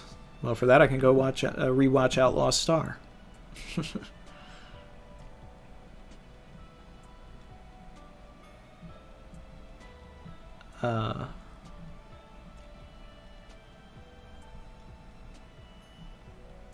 Momo needs the hyperbolic time chamber. Yeah.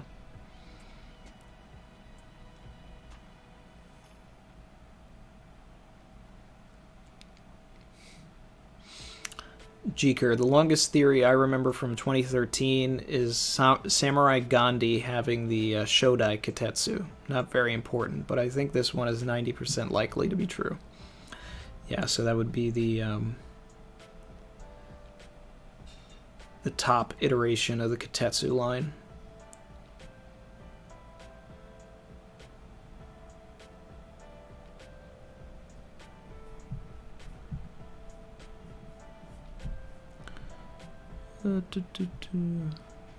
Sanji should learn Rankyaku. Yep, I totally agree.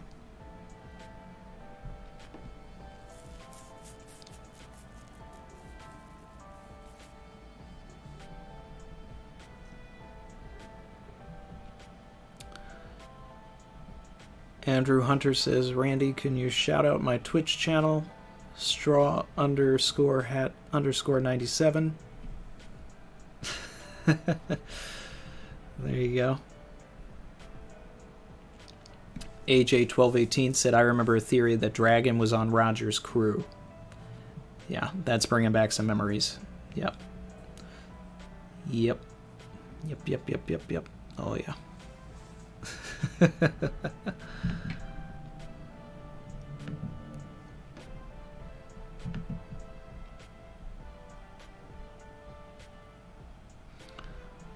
Let's see.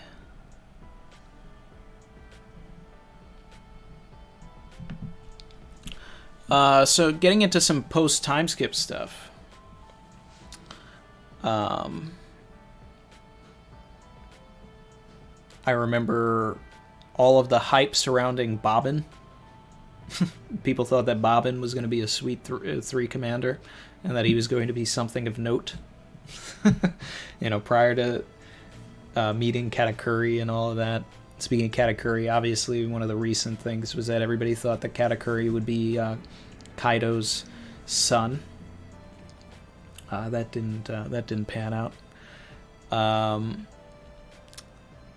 Let's see.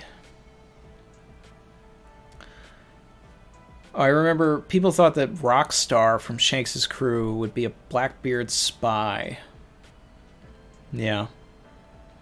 And they thought that because the same chapter that we learned about Blackbeard's crew was the same chapter that Rockstar was showing up to Whitebeard and claiming to be a member of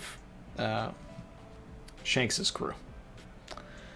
So people thought that he was a Blackbeard spy. Technically, not debunked. I remember there was a lot of people thought, based on Big Mom's flag, which, if you don't remember the flag, it's one of the more chaotic flag designs, but it's like a face inside of a tree with a bunch of candy and stuff around it, right? So because there's a tree and and a bush, people thought that Big Mom had either a tree fruit or a plant-based fruit. And yeah, there was a lot of push for that. Just reading off of the flag that we saw on Fishman Island, people thought, okay, Big Mom, tree no me, Kiki no me, or plant fruit. Of course, people are still talking about the Monet's fruit ending up on the Sunny theory. And who's going to eat Monet's fruit? AJ1218. People thought of Bobbin because he was shown in the same panel as Big Mom when she premiered. Yeah. Things like that always make characters stand out,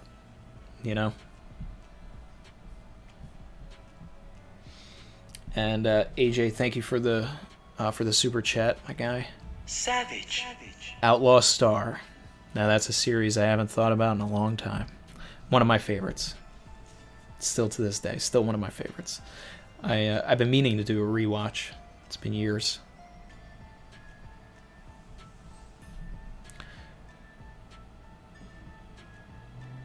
Thomas said Sanji being the son of the pimp Gorosei was one I remember from way back. Yeah, we talked about that.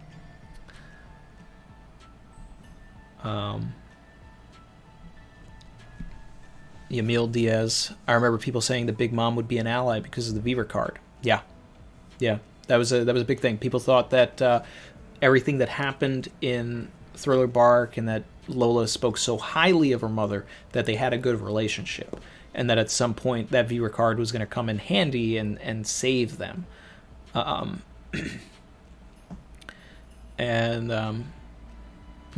talked about it, but still another reason why I theorized that Nami would be a daughter of Big Mom. That was an L that I took proudly.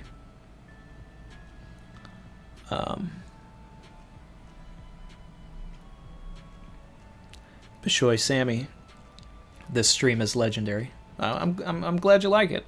And we've consistently had about 400 people in here since it started, and I think that's cool. We're just sitting here reminiscing on the way things were, and like I said at the beginning, this is not only for the people like Lucy B and AJ that have been with the series for a long time and remember all of this, but it's also for the people that started in 2013 and in 2018 and all of that, and just to sort of understand the processes that people went through back in the day.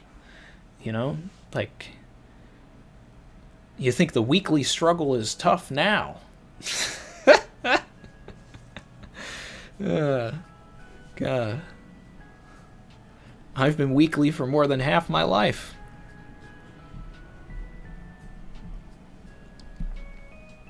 Ultima, thank you for the donation. Savage. Think anybody will light Sanji's cigarette in Wano?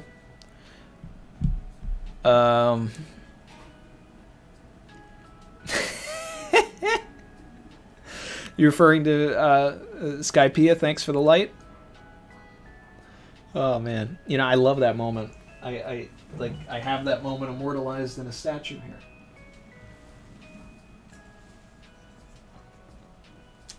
Thanks for the light.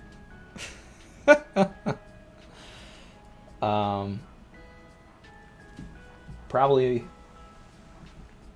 my favorite Sanji moment. That and Mr. Prince. I guess, King could, right? He's got some fire.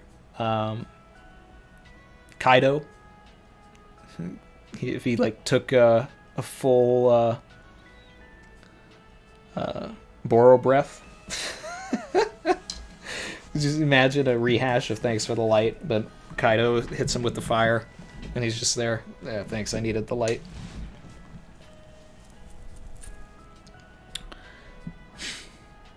Compote having the fruit. Oh, that's a good one, Ro.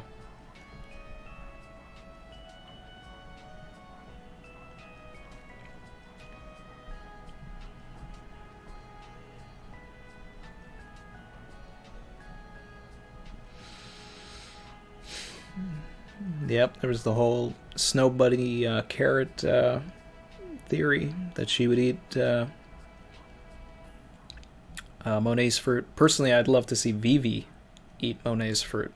Being from a desert land and then getting a snow power.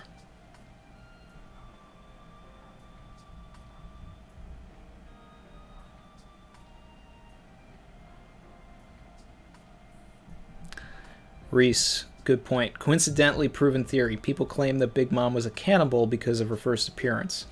It was actually just food, homies, but it turns out she actually was a cannibal. Yeah. Yeah, we definitely did believe that. And her first panel was so menacing. I don't know if you guys remember, but she looked like a giant, and it was silhouetted, but except all we saw was her gigantic mouth and eyes.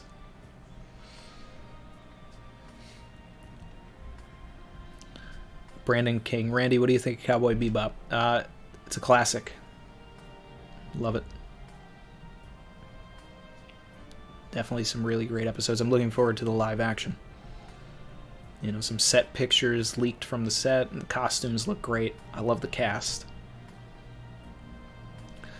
Pablo Stinky. Any old Usopp theories? Well, I mean, really, the oldest Usopp theory is just that his lies become true. And that has proven in many ways to be true over the years.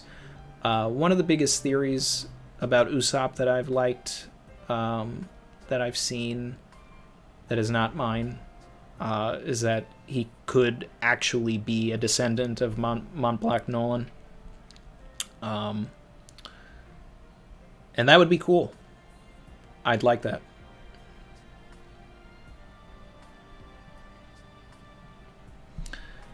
Oh, we got a big donation. Thank you so much, Hikari Yu. Savage. 20 euros. Thank you so much. My first introduction to One Piece was when I was 12, and a classmate was reading Volume 5. I thought Usopp was a woman from the cover. Checked out the anime to see for myself when I got home that day. That was how I got into the series. That's great. I got into the series by reading Chapter 5, not Volume 5. But my introduction was Chapter 5, which is the introduction to Buggy. But the first page that I saw was Luffy getting eaten by that bird, right? That takes him to Orangetown. And I just started laughing. And I was also 12 or 13 at the time. And that made me read more and then find really poorly subbed episodes on Kazaa and LimeWire, and potentially give my my computer a lot of viruses in the early 2000s.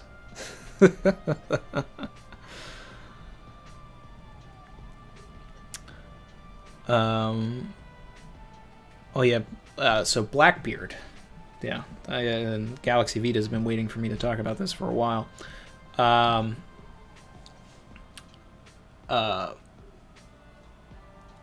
Especially after eating the Gura Gura. People were always analyzing why there were 3 heads on his flag.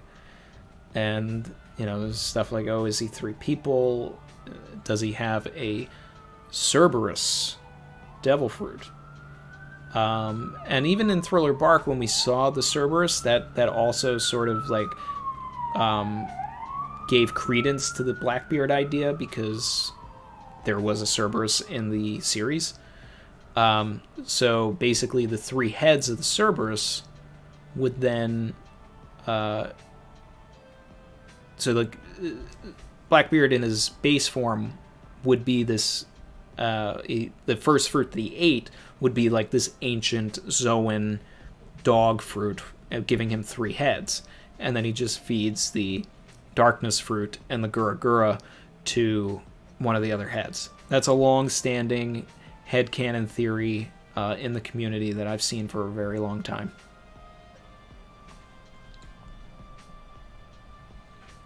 Other people think that he's going to eat another fruit. People think that he's going to go after Kaido's fruit, Marco's fruit, something like that.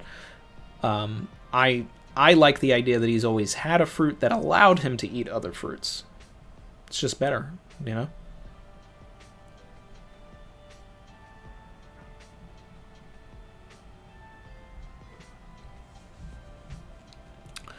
Emil, remember the Rebecca for Nakama train? Never liked that one. Yeah, I do remember that. There weren't a lot of people for that. Most people that I remember when we were reading Dressrosa Weekly found Rebecca to be insufferable. I like Rebecca now after the Reverie, and I enjoy Rebecca a lot more after I watched Dressrosa on One Pace. But I remember Weekly, it was a drag. She was a drag. I also just didn't like her design with the revealing clothes. I thought it was too much. She was whiny. I think she, and Kyros have one of the best flashbacks in the series, though. Like, I love that flashback.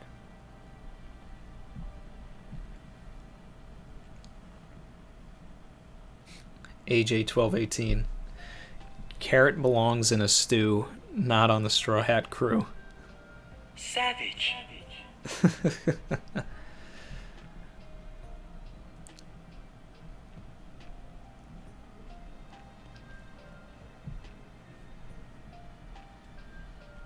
Let's see.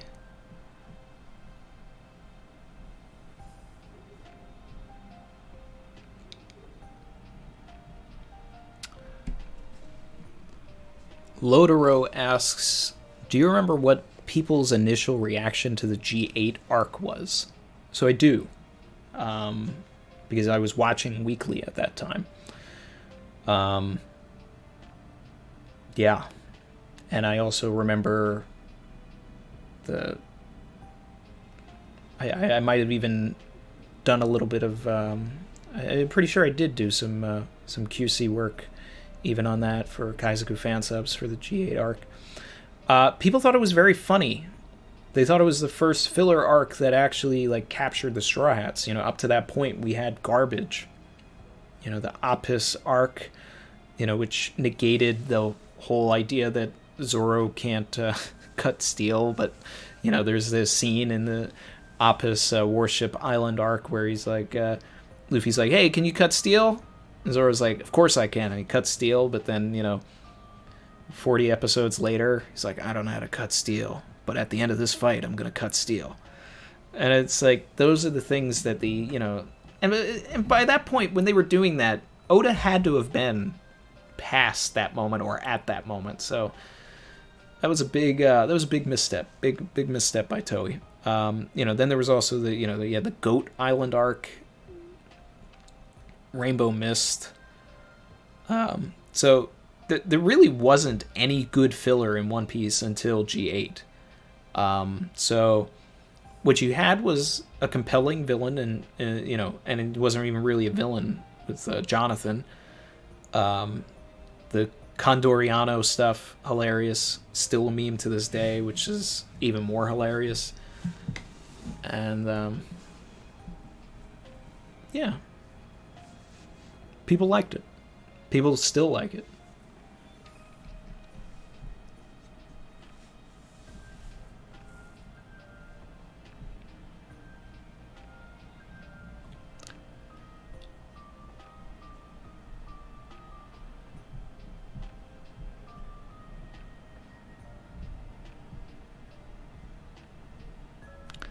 Let's see.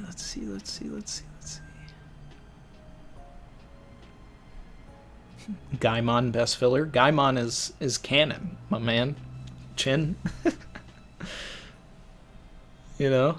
Like, not only that, like, Gaimon is the One Piece. What are you talking about?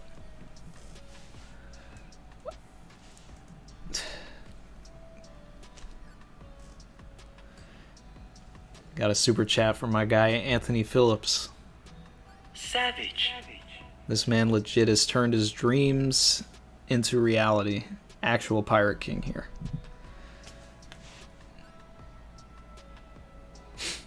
What's up, my man? It's good to see you.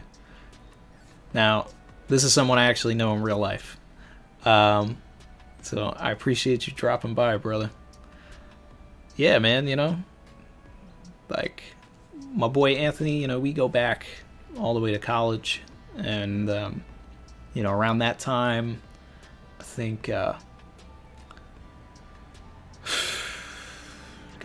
I think we were in, I think it, like, Thriller Bark was what it was when we were freshmen, and we would sit around and we would sit and just talk and have our own discussions, our own theories. You know, I think I was pretty sure you and I read that chapter where all of the Straw Hats got blown away either together or like one right after another. I know we were in the dorm. Man, it's so crazy, you know. And then now here, years later, over a decade later, I'm on YouTube. I got 350 plus people listening to old stories here. Yeah. Reese, Randy is clearly someone who hasn't watched Naruto to claim that One Piece fillers are bad. I haven't watched Naruto. I haven't. I tried. I got a little bit into it, and when I say a little bit, like maybe like 5-6 episodes, 5-6 chapters, something like that, and it just didn't grab me. It didn't grab me. But then there was also sort of this, you know, and I hate to say it that I fell into it, but, you know, there was this thing back in the day where it was like you either watched One Piece or you watched Naruto, and there was this rivalry. And there wasn't a lot of, like, people doing both. You know, it was as toxic as the Zoro Sanji stuff is today.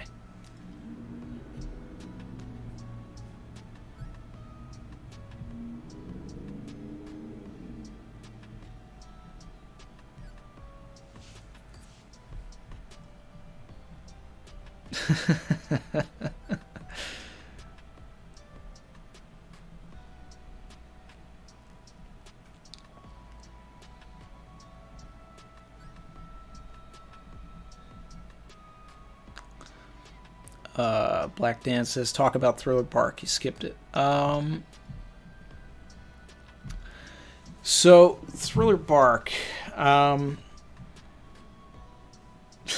Galaxy Vita, is it time for old drunk Randy stories? Oh God, that might have to wait for a different stream, guys. You know, we gotta.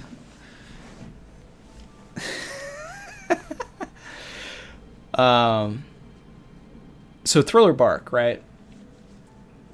It was fun for a little bit. I remember a lot of people were getting a little fatigued during Thriller Bark. And it was really coming off of the hype of Water 7, the hype of Enies Lobby, and then like to have this sort of smaller arc that ended up being probably longer than it needed to be. There were a lot of threads back in the day on Arlong Park, on the forums, saying, "Has Oda lost his touch?" This is what the community thought back then. This, you know, and I'm not speaking for myself. But I'm just saying that a lot of people, I think, fell out of the series after that moment. They thought that it peaked at Enies Lobby, and I hope those people eventually made it to Marineford and beyond. But Thriller Bark was slow. It was sort of a little bit of a drag. You know, I know that a lot of people had an issue with the whole Absalom and Nami stuff. People just weren't ready for that much of a setup arc, you know, and the Moria had the fandom divided. People either really loved Moria or they thought his design was too wacky and his character was too crazy. But Moria is also the person that set up a theory in the community that all of the Shichibukai, the 7 warlords, were based off of the 7 deadly sins, and that the reason why Moria was so lazy was that he was Oda's representation of sloth. So, you know, and then that brought up thoughts of like, well, Crocodile has to be greed, you know, because he tried to steal a whole island, and then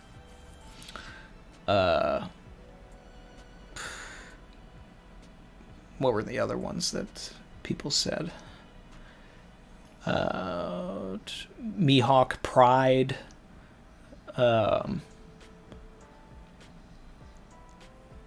People were way off with Doflamingo. You know, in hindsight, I would say that Doflamingo is wrath, but a lot of people thought that Doflamingo was like lust or envy.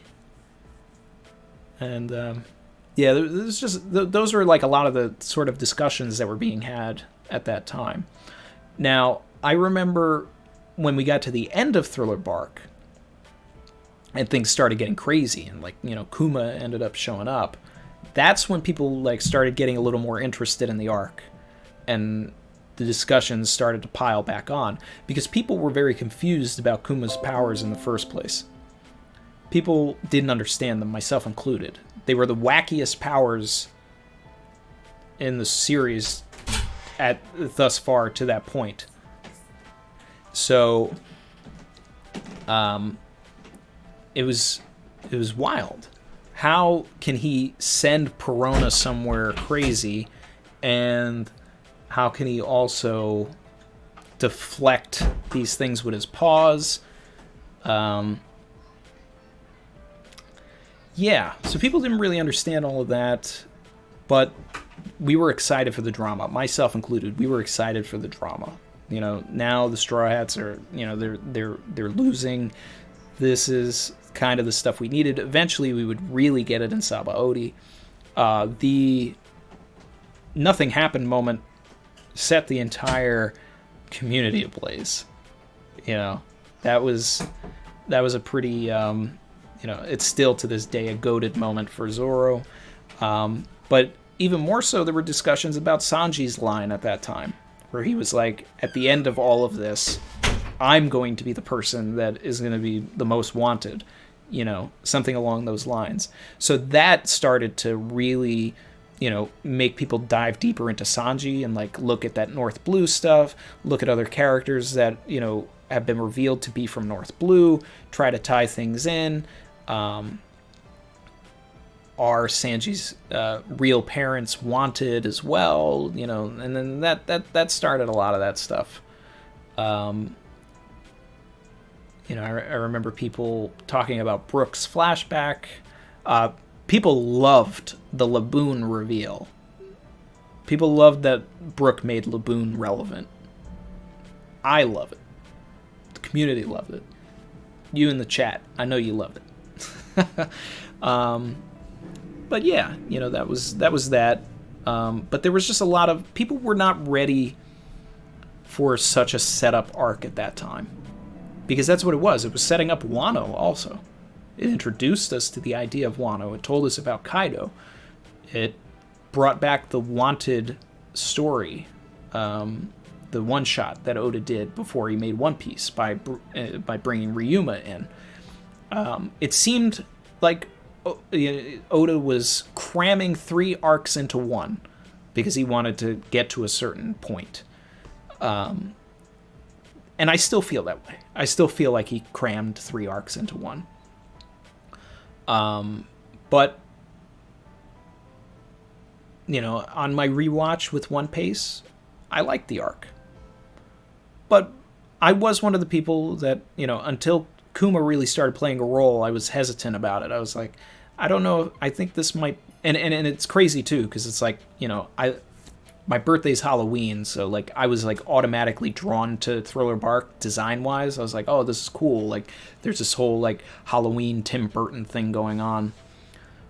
But most of the stories in the arc didn't grab me at the time. And it's also when the anime started getting really bad with the pacing. Like it was, you know, it was already heading in that direction, but then it got really bad. All right, I talked for a bunch. I'm gonna take a look at the chat here.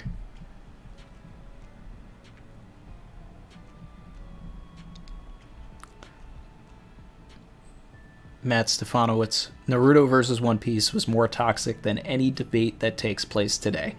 Facts. Big facts. Yes. Yes.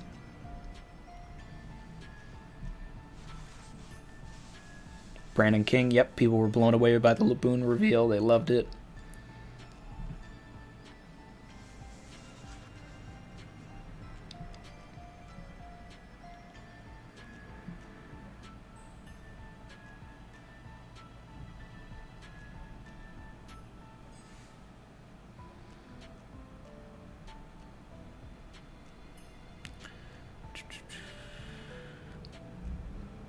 AJ 1218, Thriller Bark was long as a weekly weeder. Yeah, that's how I feel about it too.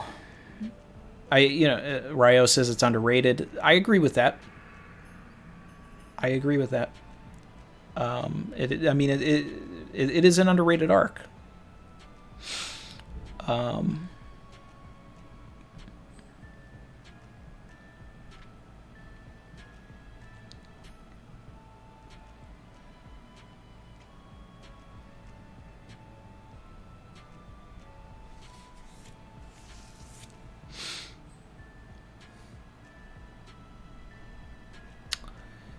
Twilight Yonder, what did people think of Brook?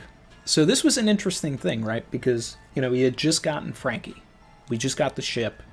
And then here comes Brook out of nowhere, and Luffy immediately asks him to join, right? It was crazy. A lot of people didn't think that he was actually going to join. I did. I was like, oh no, this guy's totally sticking around. But most people thought that was a fake out. They really did. They really thought that it was a fake out, that Brook was not going to join. But I was like, this dude has no one and has nothing. Like, he's totally joining. And that's like sort of the thing, is as long as they have no one waiting for them or anything like that. And then the Laboon thing, oh yeah, it was a done deal.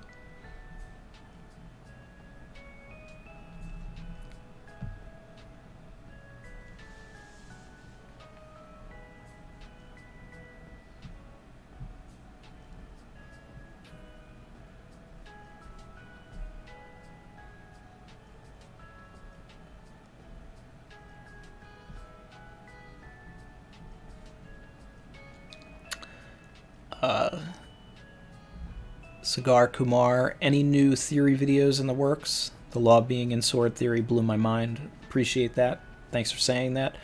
I have some live action videos in the works. No new theories. The next theory that I was going to put out was I'll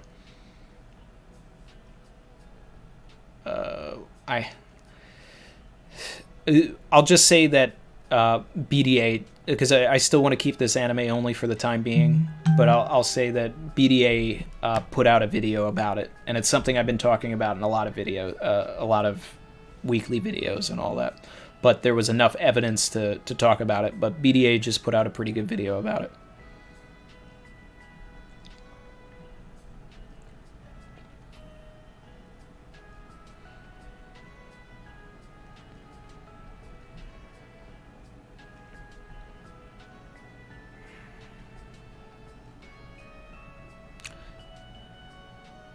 Dan Go was talking about 3D2Y. The community was pretty fast to pick it up.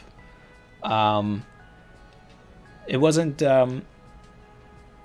too much of a question. We knew that the 3D probably stood for 3 days, because that was the thing. They were supposed to meet back up in 3 days. So for 2Y, it was just 2 years. It was pretty quick to see. Once we saw the tattoo, we all, as a collective community, assumed that we were getting a time skip. But we also, as a community, expected a time skip right during Sabaody. When that happened, and everybody, it was like, we just felt it. We felt like after this loss, the only thing that you can do is a training arc. So we were either getting a training arc or we were getting a time skip. Technically, we got both. So the community was like right on top of that. We all knew it.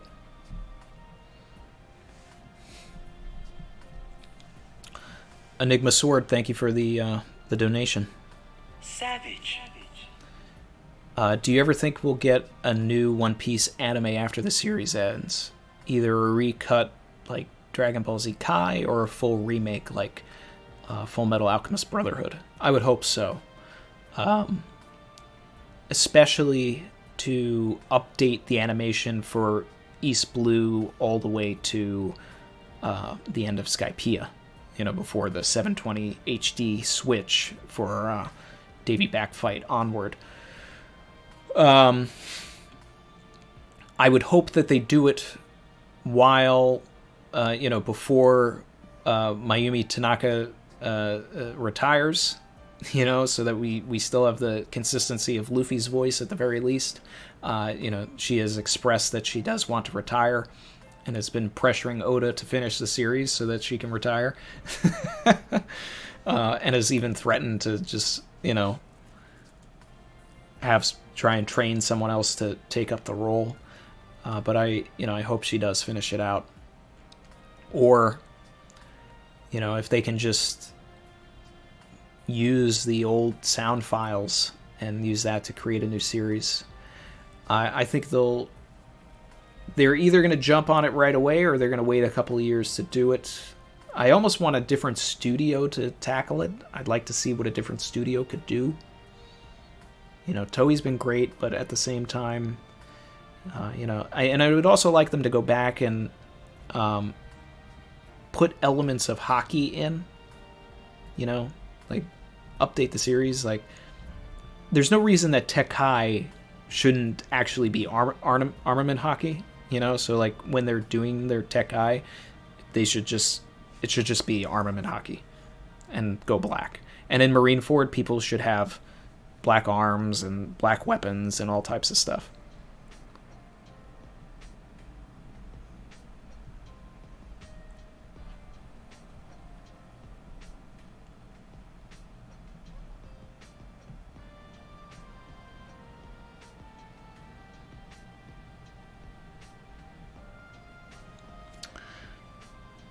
Stephen Bricino, were there any theories of Pudding being a sweet commander?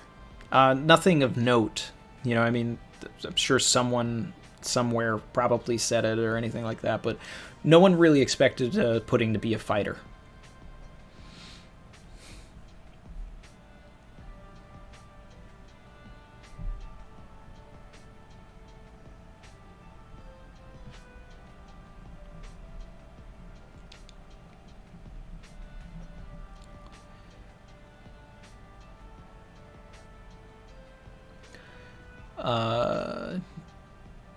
DJ, BJ, BDA, and you are one of the best One Piece content creators. Thank you for saying that, and I appreciate you, you know, continuing to flex. You know, it's much appreciated. And I'm glad you're hanging out here. I'm glad everybody's here. We still have 350 people in here. We're still talking about old stuff, and you know, this is a fun hangout, chill stream right here, guys.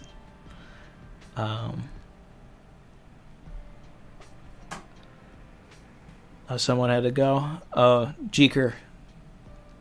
You gotta go. Oh, yep. Hey, family first. You gotta go check on your grandparents. You know, definitely do that. Stream was goated. Appreciate that. I'll see you at the Discord.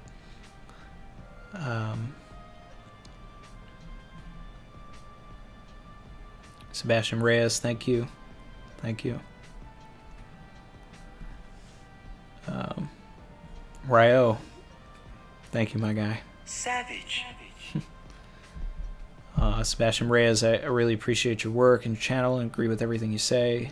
And man, always spot on. You know, I love it when I'm right. I love it even more when I'm wrong, because it means Oda surprised me. But, you know, I'm just looking at the clues, guys. I'm just looking at the clues.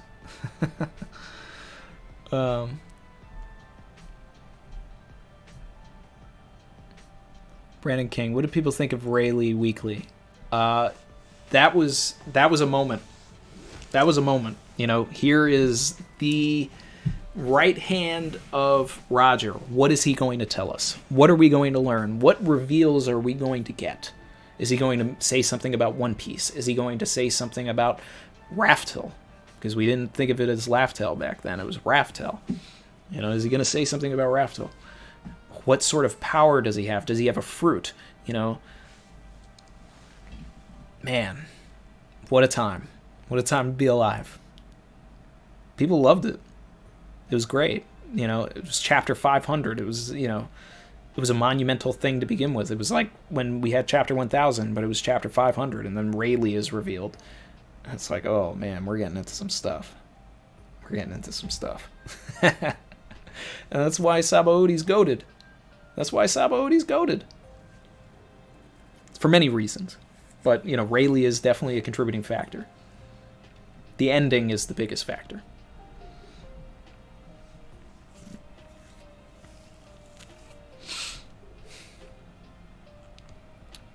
Bishoy Sammy, do you think there will be a second time skip? I sort of hope so. But I only want it to be like a couple of months. I want all of the crew to learn hockey before they go up against Blackbeard. Otherwise, like, everybody's just going to lose. So.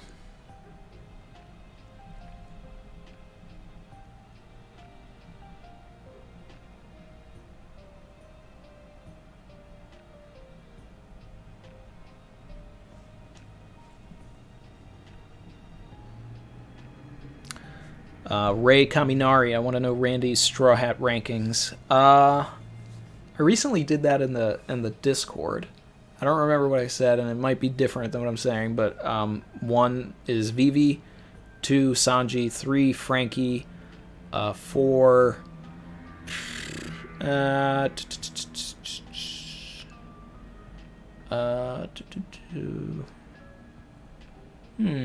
that's tough. Right now I'm feeling Robin. Then maybe Zoro. I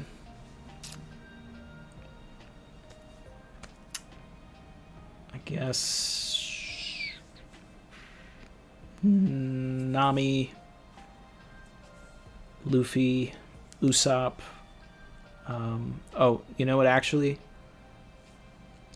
I'm gonna go back. Vivi, Sanji, Frankie, Soge King, because there's a distinction. Soge King, Robin, Zoro, Luffy, Usopp, Nami before Luffy, then Brook, Jinbei, and did I miss anybody?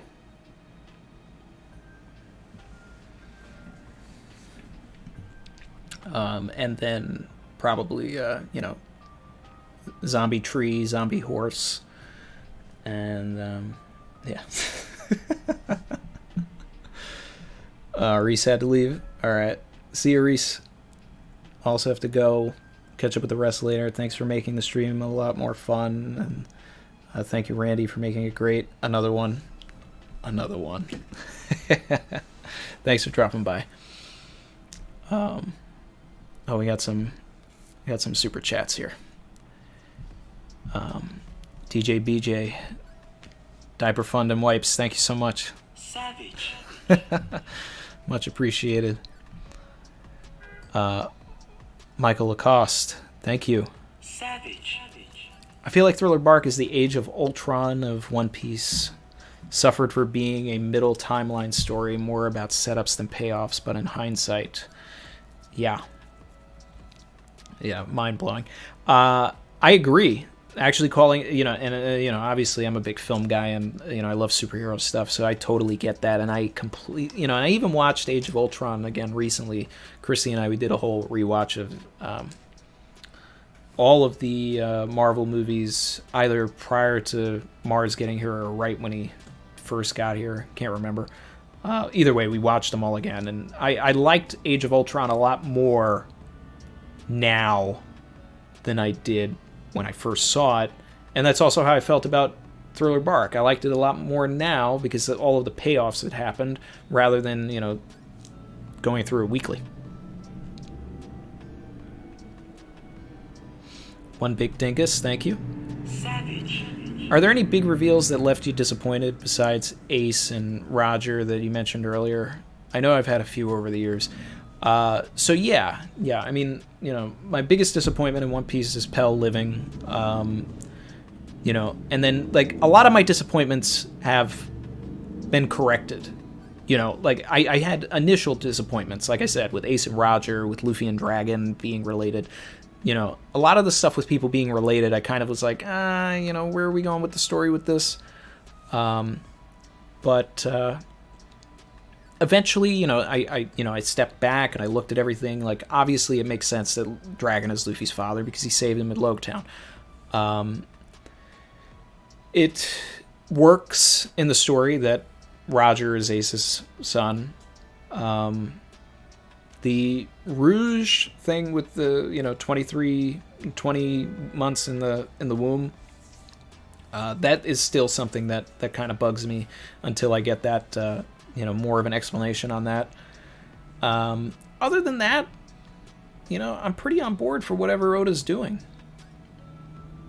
I would have to really think. I don't really remember too many of the disappointments because there really are not a lot.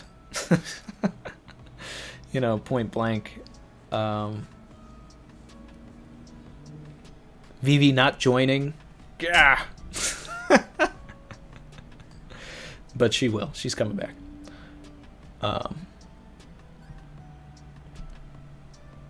Oh Oh, Michael Lacoste again. Thank you. Savage. So glad to have found your streams and this community that's gravitated around you in this wonderful series. Thank you.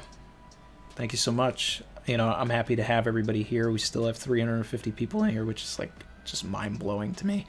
But you know, this is a lot of fun. You know, and this is the community right here.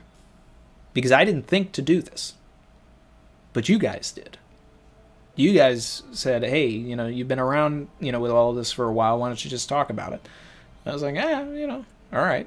We're on an off week. Let's go ahead. Talk about, you know, sit here and reminisce. You know, meanwhile, I got the certified drip on. You know, they reminisce over you. Had to do it. Had to do it one time for the one time.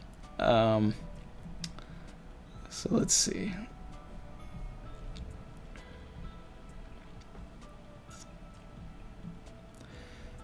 Oh man, I totally forgot Chopper. Yeah, I missed Chopper, didn't I? So Chopper before Luffy. Yeah. And Karu before Jinbei.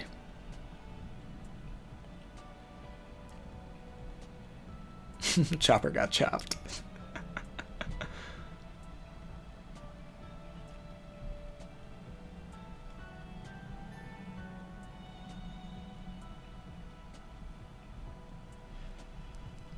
Oh, man.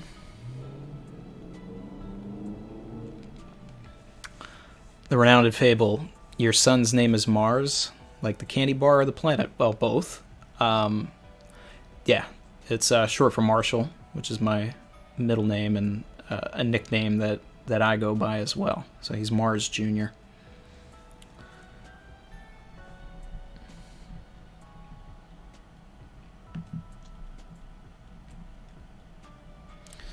Let's see.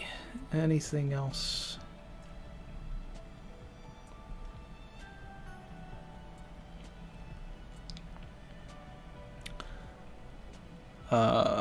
Well, I think I think I went through everything that's on my list that I wanted to talk about. Wow.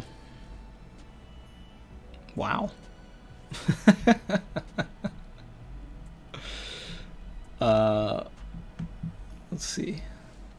Ray Kaminari, why is Luffy so low?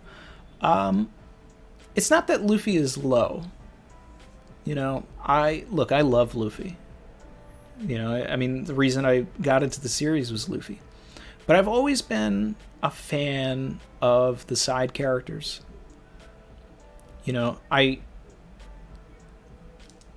here for Luffy's journey, but I like to see all of the other characters grow and win with him. Because it's kind of like I already know where Luffy's story's going to go. You know what I'm saying? Like, he's going to become the Pirate King. And I'm here for it. But will everybody else achieve their dreams? And how will they? That's where a little more of the uncertainty comes. I mean, of course there's a certainty to it, but how isn't as obvious as with Luffy. So I'm not as compelled as I am following everyone else's story as I am with Luffy's, because I know how it's going to pan out. Luffy's going to win, and even if he loses, he's still going to win. But the other characters have more opportunities for growth. And that's why Luffy is lower on my list. But my list shouldn't be looked at as like, this person is better or worse than the other. Because that's not what it is. All of the Straw Hats are goated. So, but it's just, you know, hype factor. If I get a chapter that's all about Nami or all about Sanji, or shit, if I get a chapter about Vivi, you know, I'm going to be way more excited than I would be if it's like a rooftop chapter with Luffy.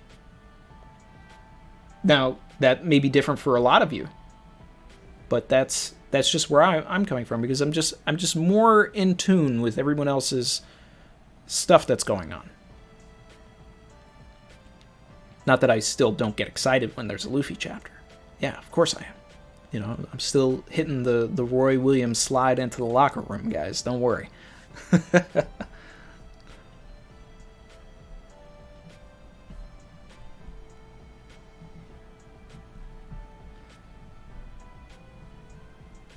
One big dingus. I'm going to drop off now. We'll listen to the rest of the VOD later tonight. Thanks for the great stream, Randy.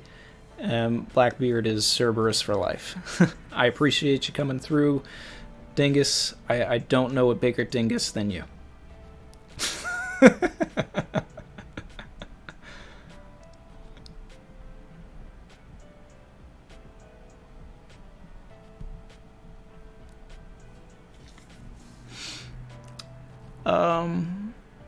Let's see.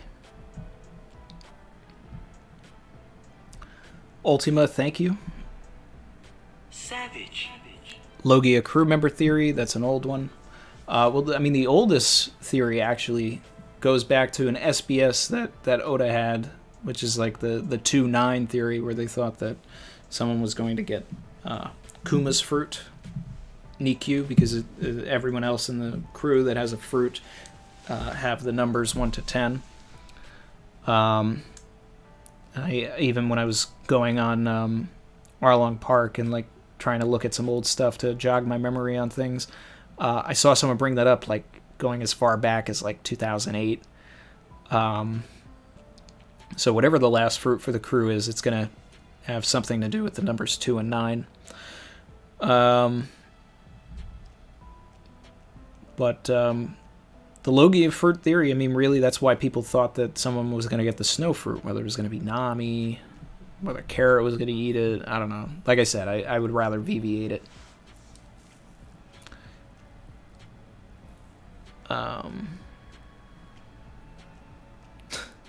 AJ1218, remember the idea that Gin had a brother Vodka? I don't remember that, but that's great.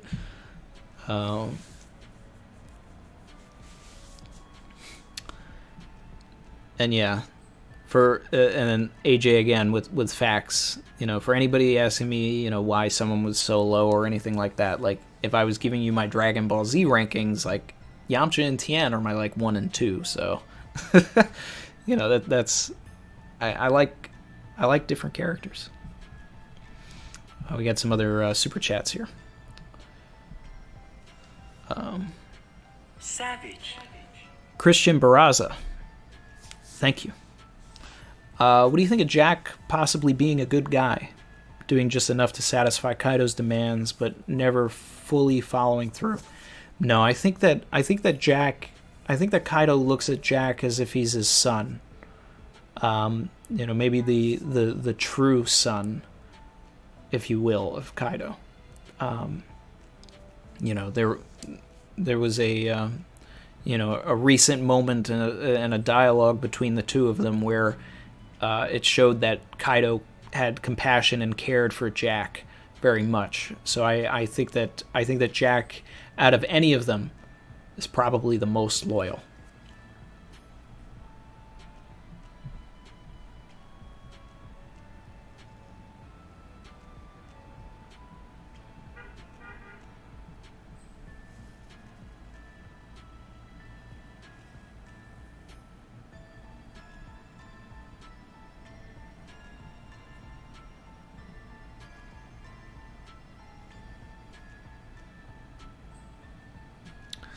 Another super chat, thank you. Savage.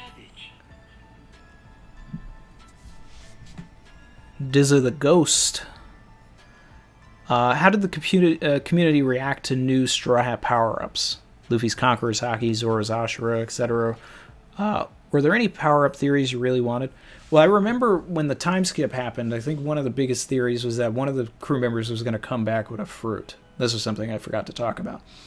And people thought that Usopp was going to show up with a fruit. And then people thought that the Pop Greens, like with all of that, people thought that, Usopp would benefit from a grass-type fruit. I saw a lot of stuff like that. But in terms of your question, right? Luffy's Conqueror's Haki, Zoro's Ashura. A lot of us were confused because during Water 7, Eni's Lobby, when all of that stuff was going down, Dabbly Jambay, Ashura, Gear 2nd, You know, a lot of this stuff seemed to be like ass pulls. Like they're just coming out of nowhere. Luffy at least had, you know, the dialogue saying that after his fight with Aokiji, he thought of this. So that's fine, but you know, we didn't see necessarily the actual. We never see the training. We never see where these attacks come from. We just see them when they're pulled out, and that's Oda's style. But I would say that with Ashura, it was mostly like, that's cool, or what's going on? This is confusing. Why are there, you know, why does Zoro have 9 hands? How did he do this? You know, to this day, I think people are saying, how did he do this? The Sanji thing made the most sense. A lot of people were very on board with Diable Jambe. Thought that was very cool. Luffy getting Conqueror's Haki, you know, we drew the parallels pretty fast to Chapter 1 and all of that when he hit Motobaro, the bison, Duval's bison. But were there any power-up theories that I really wanted? I mean, I always wanted to see a crew member like stumble upon a fruit similar to how Kaku and Khalifa did. You know, and then have that journey to sort of figure out the mechanics of it. I always thought that would be interesting. You know, and it would sort of shake the story up a little bit. It's never happened, but could still happen. But, you know, I mean, like at this point, it would be a real shake-up for the story rather than back then. But even then, back then, it still felt like what it is now because we thought we were, you know, close to the end of the series even 10 years ago, but we're not.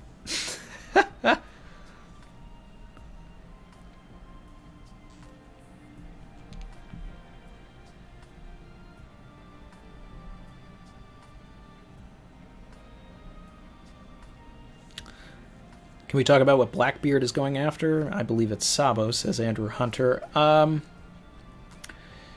It could be Sabo. He could, you know, we already know that he does have a vested interest in the Mera Mera no Mi. It could be that Pluton has been underneath the sands of Alabasta the entire time, but Crocodile just didn't think to move the sands to find the ship, if it is a ship. And using a vortex, maybe Blackbeard can pull out the ship. And Blackbeard could be referring to if they're just going to take it, which means generally just alabast it to begin with, because Cobra could be dead. We don't know. And Vivi could be wanted. We don't know.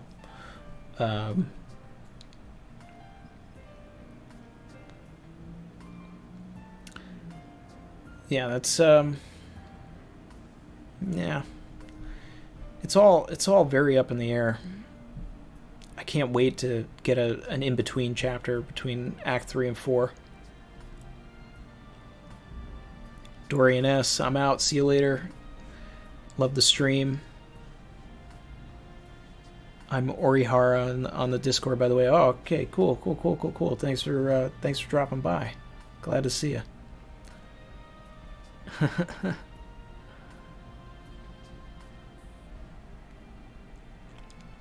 Brandon King, some people think Ashura is a manifestation of Zoro's Conqueror's Haki, and I can see that. A beast, a demon. Yeah, I mean, that'd be cool. You know, Rayleigh has Conqueror's Haki. Zoro should, by the end of the series, unlock it if he doesn't already have it. Ultima, Carrot should get the grass fruit to nibble on.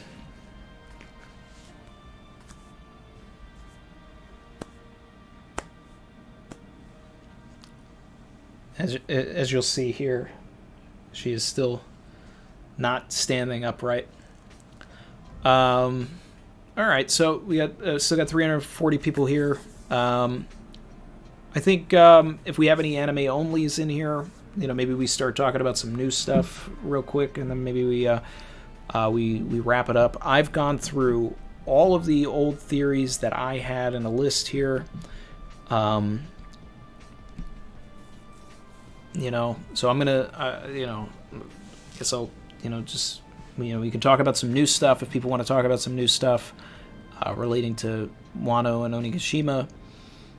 But or if people want to keep talking about old stuff, we can do that too. But I think in about 10 minutes here, I'm probably going to wrap it up. This stream has been going on for, wow, 2 hours and 45 minutes. This is incredible. Saddest theory for me that didn't pan out. That's interesting. So I'll say, I will say that if Tama does not end up being Orochi's daughter, I would say that would be the saddest theory that doesn't pan out. I don't have a, I guess Nami not being Big Mom's daughter, you know, that would have been a fun, like, thing to explore. As far as my own personal theories that I've had over the years. But if for whatever reason Oda does not go that route with Tama and does not make her the daughter of Orochi, I'll be pretty bummed out about that, just because of how many parallels can be drawn from it. And it'll just seem like a missed story opportunity. You know, not necessarily that, like, oh, I took an L for, like, assuming this or reading into this too much, but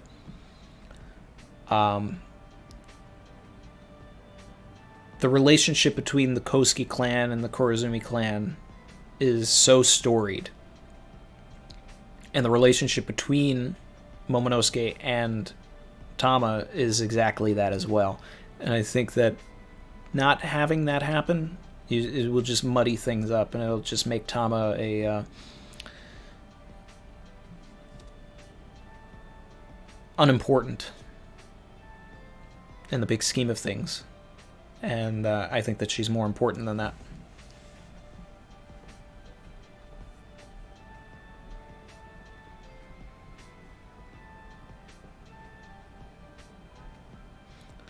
Silas Finley, did I like the Snyder Cut? I mean, that would be a different stream, but I did. I loved it. And anybody who did not, has not seen it or is hesitant because of the theatrical cut, you should watch the Snyder Cut. It is the way that the movie was intended to be watched. And as a filmmaker, I am very happy that that was released, that Zack Snyder had the opportunity to get his vision out that way. Yes. I'm very happy about it. It was a great use of 4 hours.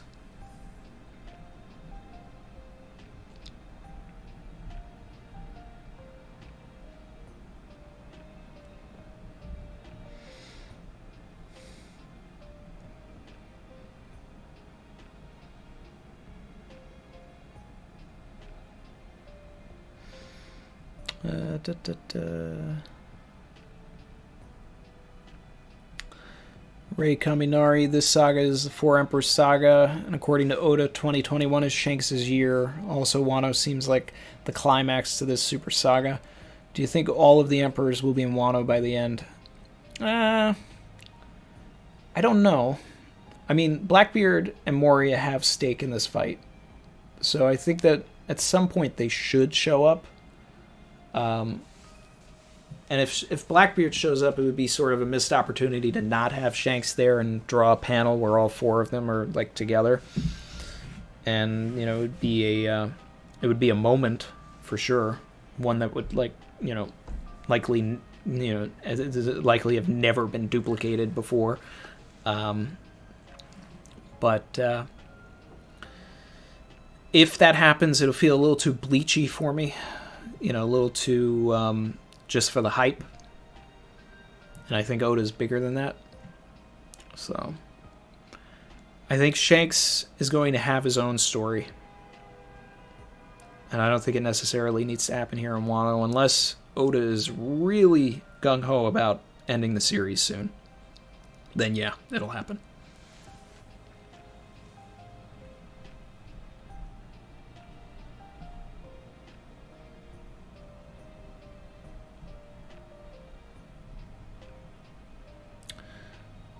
Matt says, where do you think the next arc takes place? I mean, Elbaf is the general theory, but what I would love is, we're getting close to the end of the series, right? This is like, there's a couple of islands left. We have Elbaf to explore, potentially Lodestar, Laughtail, a return to Fishman Island, and the great final war at New Marineford. But I hope that before the series ends, we get another small mini arc that just happens somewhere random. An island that may have never been foreshadowed. An island that we may have never heard of. I really hope that, because it's something like Zoe. Zoe is something that no one ever really anticipated. That was a strange island that just felt very One Piece. And especially, like Dressrosa was a great arc that felt very One Piece and, very colorful and all of that, and very pre-time skip. Whereas like Punk Hazard was very bland. Whole Cake was very excessive. But that was a shift in the story. That was something that, it's kind of like, we've been waiting to go to Wano for years, and that was sort of the same thing pre-time skip with Fishman Island. We were waiting to get to Fishman Island, and, it didn't happen. We went on this adventure to Impel Down and Amazon Lily, which was, something like Amazon Lily that we, never would have expected, is what I hope we get one more of those. One more Amazon Lily type arc.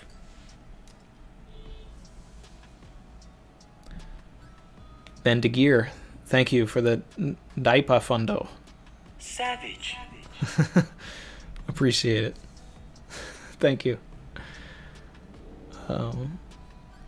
Let's see.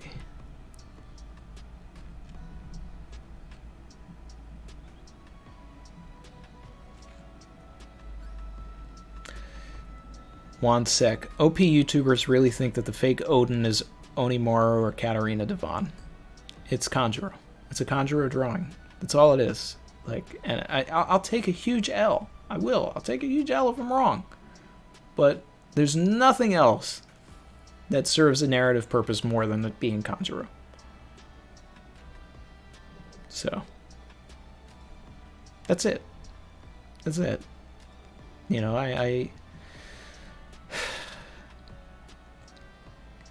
I'm glad that Rogers Base did that stream yesterday where he went through everything individually. I still don't think that it's Onimaru. He does. But the only reason that we are talking about any of this Odin stuff in the first place is because we went on break for 2 weeks. So, 1 week break. But if it wasn't a break, there would be not nearly as much of a cliffhanger here. And this is like, in the long scheme of things, I really feel like this is going to be such a small moment, but it's going to be remembered as a huge moment in the community, And then when I do Old Theories Part 2, 10 years from now, I'll be talking about this own stuff and how stupid it all was.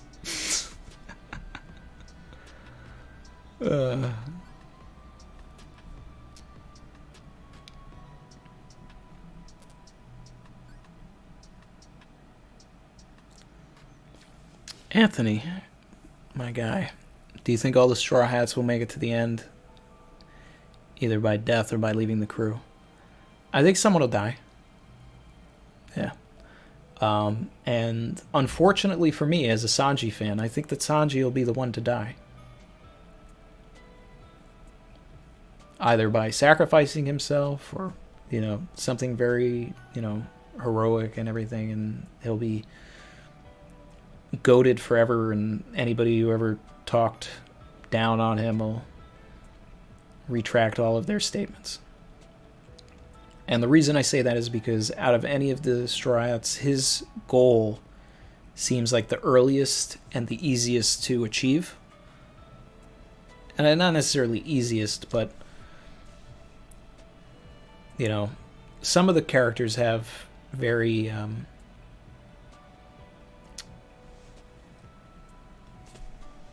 you know, like Usopp's goal of becoming brave is something intrinsic to him, you know. But for the characters that want to find something, that actually want to find something, once they find it, then they're you know, they're kind of on the block. And I don't think that he'll kill Usopp. A lot of people think that Usopp will die, but no, Usopp is the reader. Usopp is, and Oda is said that Usopp is his character that he has in the story, in a story full of monsters that has remained human, so that the viewer, the reader, us, we can always have someone to identify with. Oda would never kill Usopp. He'll never kill Nami. It's doubtful that he would kill Zoro. Luffy could die by the very end, potentially. But even that I don't necessarily see. You know, that's always so... it's kind of a trope, you know, kill your main character at the end. But, you know, if you really want to close the loop and not have someone follow your work afterwards and, you know, create Two Piece and then follow Luffy in his 40s, you know. I suppose Frankie could, you know, once the journey has been completed. You know, he just wants to see the ship sail the world, and once the ship has sailed the world, you know, it's like, what else does he have to do? Jinbei, now that Jinbei is on the crew, he could. It'd be pretty sad if Brook did, but, you know, Brook has lived a long life. But even then, you know, asking Oda to do this is a lot. And it's certainly not going to happen until the very, very, very last arc, if anything. So we've got plenty of time with these characters.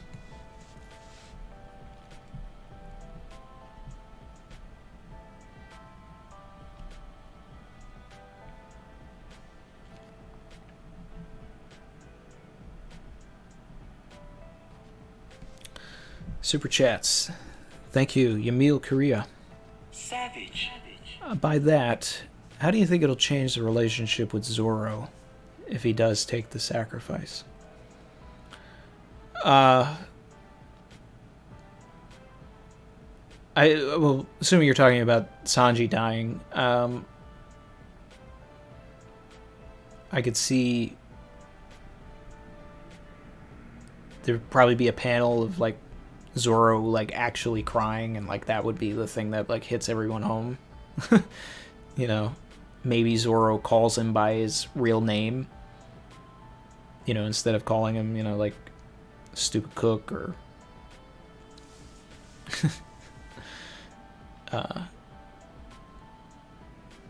yeah.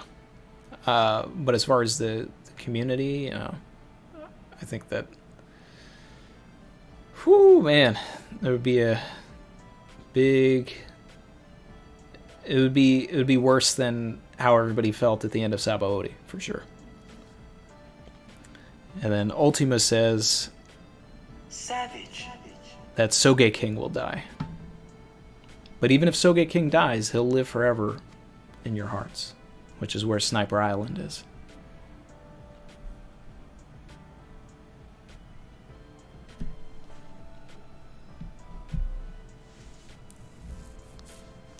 Twilight Yonder, 720. Go back and read 972. She found out Odin died after it happened.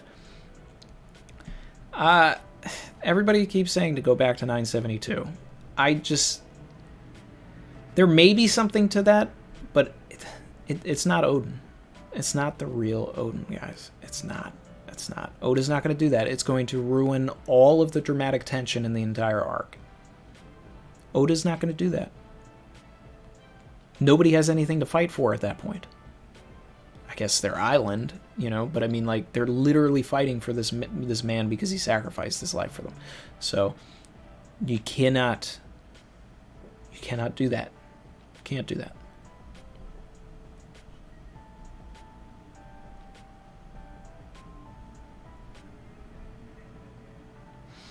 Did I talk about Zone Awakening? Do you think it'll be something different from the Impel Down stuff? Would it be inconsistent? So the first time that we saw awakened Zoans in Impel Down, going back to old theories, immediately everybody jumped on to Chopper's monster form must be an awakened Zoan, because his eyes went the same ways, his fingernails, all that, his posture, everything. So people have always believed that Chopper's monster form is an awakened Zoan, an awakening. So with that, there should be a way for Chopper to use that, utilize it, access it without the Rumble Ball.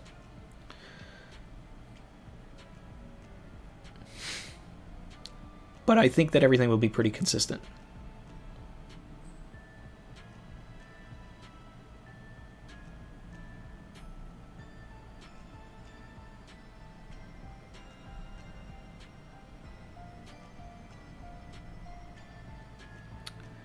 Victor Fritzen, do you think Oda is done as a mangaka after One Piece is finished? No, I think that he'll take a sizable break, and then he'll probably do what Toriyama did when he came back with what was that short thing he did in the early 2000s? Sand something, was it? Beelzebub? I can't remember. He'll probably just do like but can Oda actually do a short thing? I don't know. Maybe it will be done.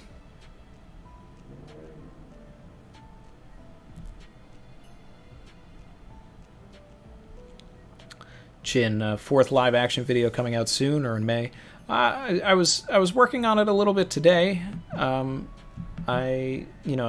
It's this one's tough because it's another casting video, so I have to find all of the actors acting in a way that makes me feel like it resembles the characters that I'm talking about. So I got to find those clips and put them together. It's a pretty Herculean task. It's a tough video to put together. But after that, live action 5, I'm gonna that one. I already have the idea for it, and that one's gonna be easier. So I think that the distance between 4 and 5 is not nearly going to be what the distance between 3 and 4 was, and the distance between 3 and 4 basically is only because my son was born. But yeah.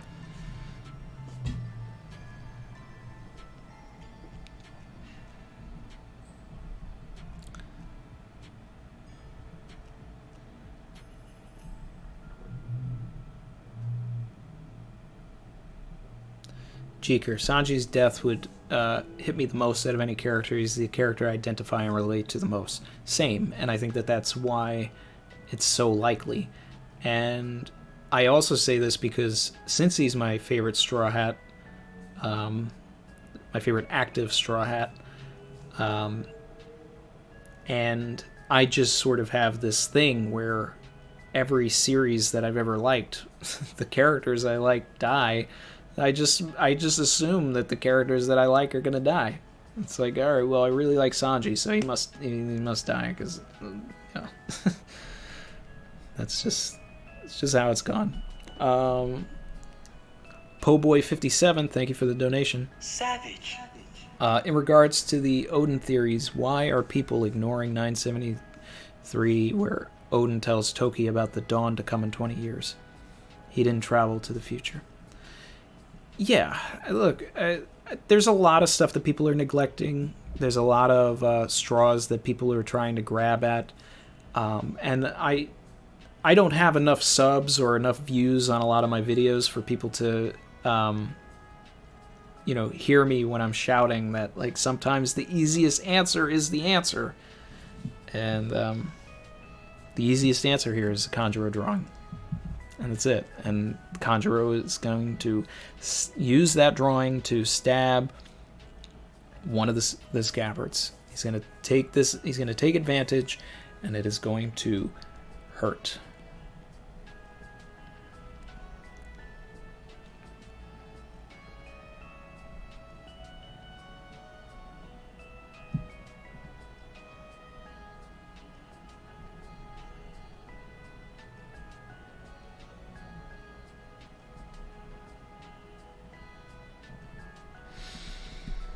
Tommy Bag, how would you feel about a Boruto thing after One Piece? Personally, I don't think I would like it.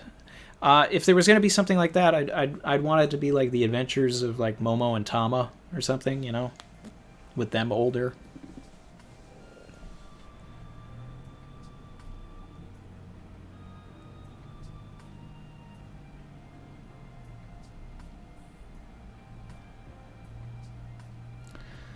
Matt, do you think Queen's mouth lasers are the same as the pacifista-based laser beams?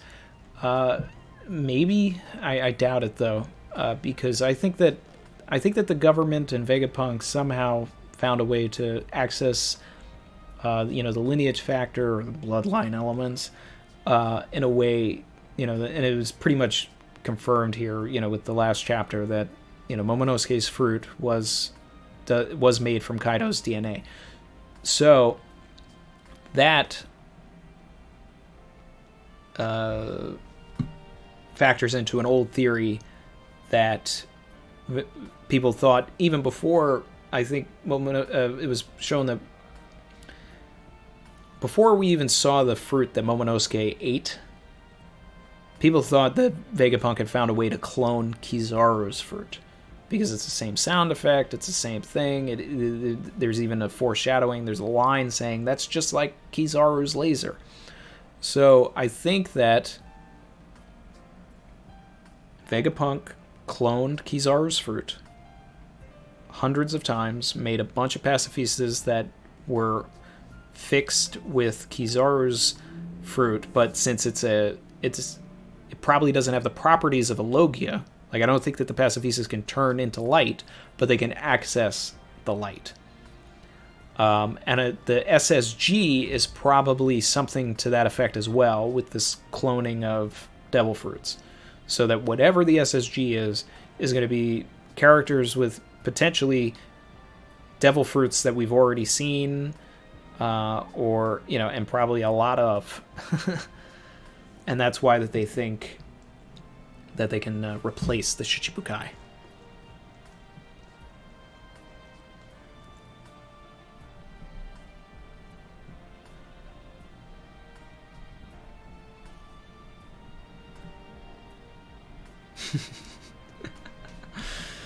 Lucy, then I feel for Vivi. Yeah, I feel for Vivi too.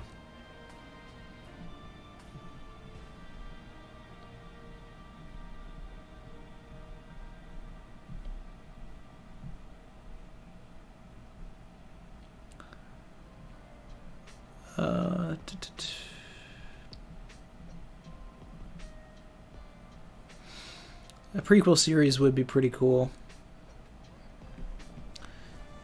Babyface, Randy Troy deserves teching numbers. We gotta get this man the audience he should have. Well, thank you. Again, I'm just doing this for fun, but I really enjoy this.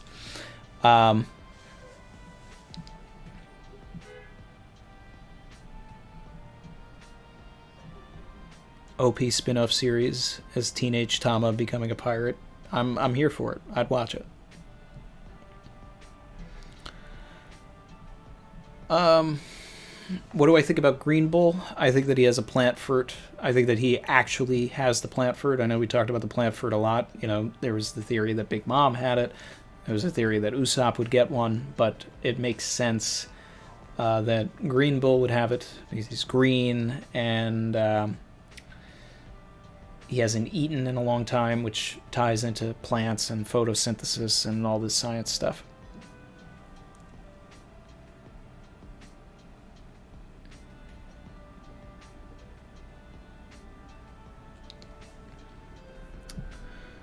But, yep. We're over 3 hours here, guys. We still have 300 people in here, which is really wild to me. But, I still want to make this a manageable video for people. It's not. This is a moment in time, a moment that you just had to be here for, because I don't expect a lot of people to watch this after the fact. But I am hungry. My stomach's a rumbling. I want to thank everybody for coming out. Again, this was for the people that have been with the series an extremely long time. This is for the people that just started the series during the pandemic a couple of years ago. I hope I was able to give you a taste of what it was like back in the day.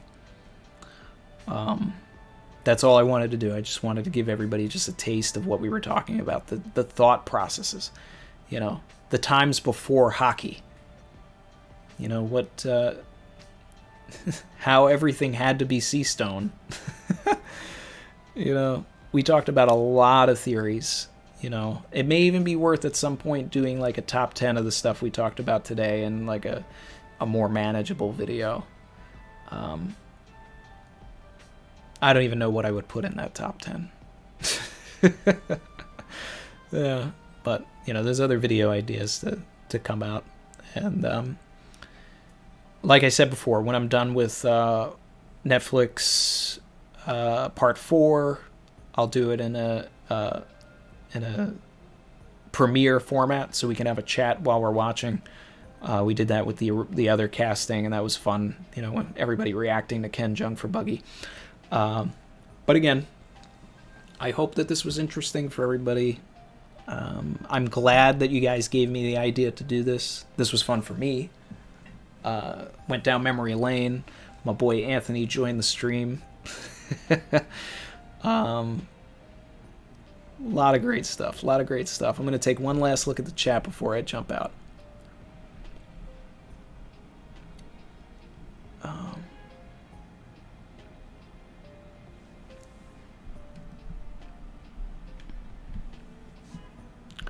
JB Dubs, do you think this late into the story Oda will introduce any more races? Well, I mean, based on what Big Mom said to King, it seems like, you know, that might be a possibility.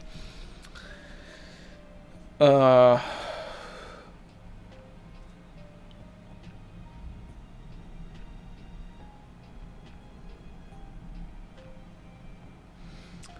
said, legendary stream. Thank you. Ryo, great stream. Thank you. John Luca, thank you for the stream. Ray Kaminari, thanks a lot for this, Randy. I caught up to OP recently, and it was fun to know all these. I was here from the start. Loved it. Thank you so much. It was goated. I appreciate you, Ray. Thank you for staying the whole time. This was a long stream. Oh, yeah. Pidgeometer, the times before hockey. I can't...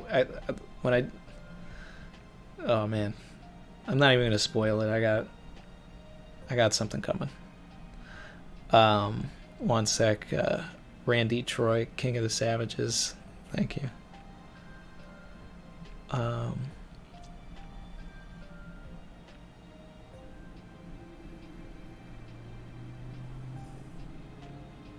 AJ Ginfer Nakama. Yep. Oh, I'm sorry. I said your name way wrong. This is a Pokemon. Pidgeot Tamer.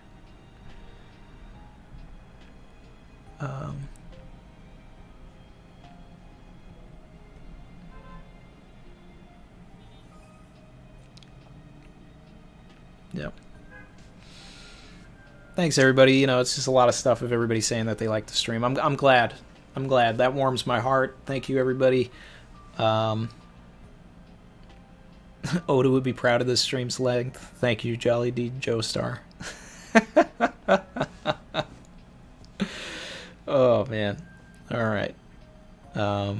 Yeah, this is a lot of fun, guys. You know, we'll do the 1008 stream. I think on Friday, probably around the same time, 12:15. And I did this one on a Saturday because it was a break week, and you know, I figured probably be easier for people to join. Looking forward to 1008. If you guys ever have other ideas for me to do for streams on off weeks, think about it, you know, and tell me in the next stream, and you know, that's something we can do. All right. If you haven't subscribed, anybody that's new here, be sure to hit that. You know, there'll be more stuff like this. Like, comment. If anybody wants to know about old theories, share them this video. You know, they'll look at it and say 3 hours. I'm not watching that. But this is a lot of fun, guys. This is a lot of fun. All right. Later, everybody. I'm gonna end the stream. Skypiea said, "Thanks. Definitely watching this again." Wow, gonna watch it again? That's cool. That's cool. I hope it's got replay value. All right, everybody's great. Stay safe, everybody. Have a great rest of your weekend. Go watch the Snyder Cut if you haven't.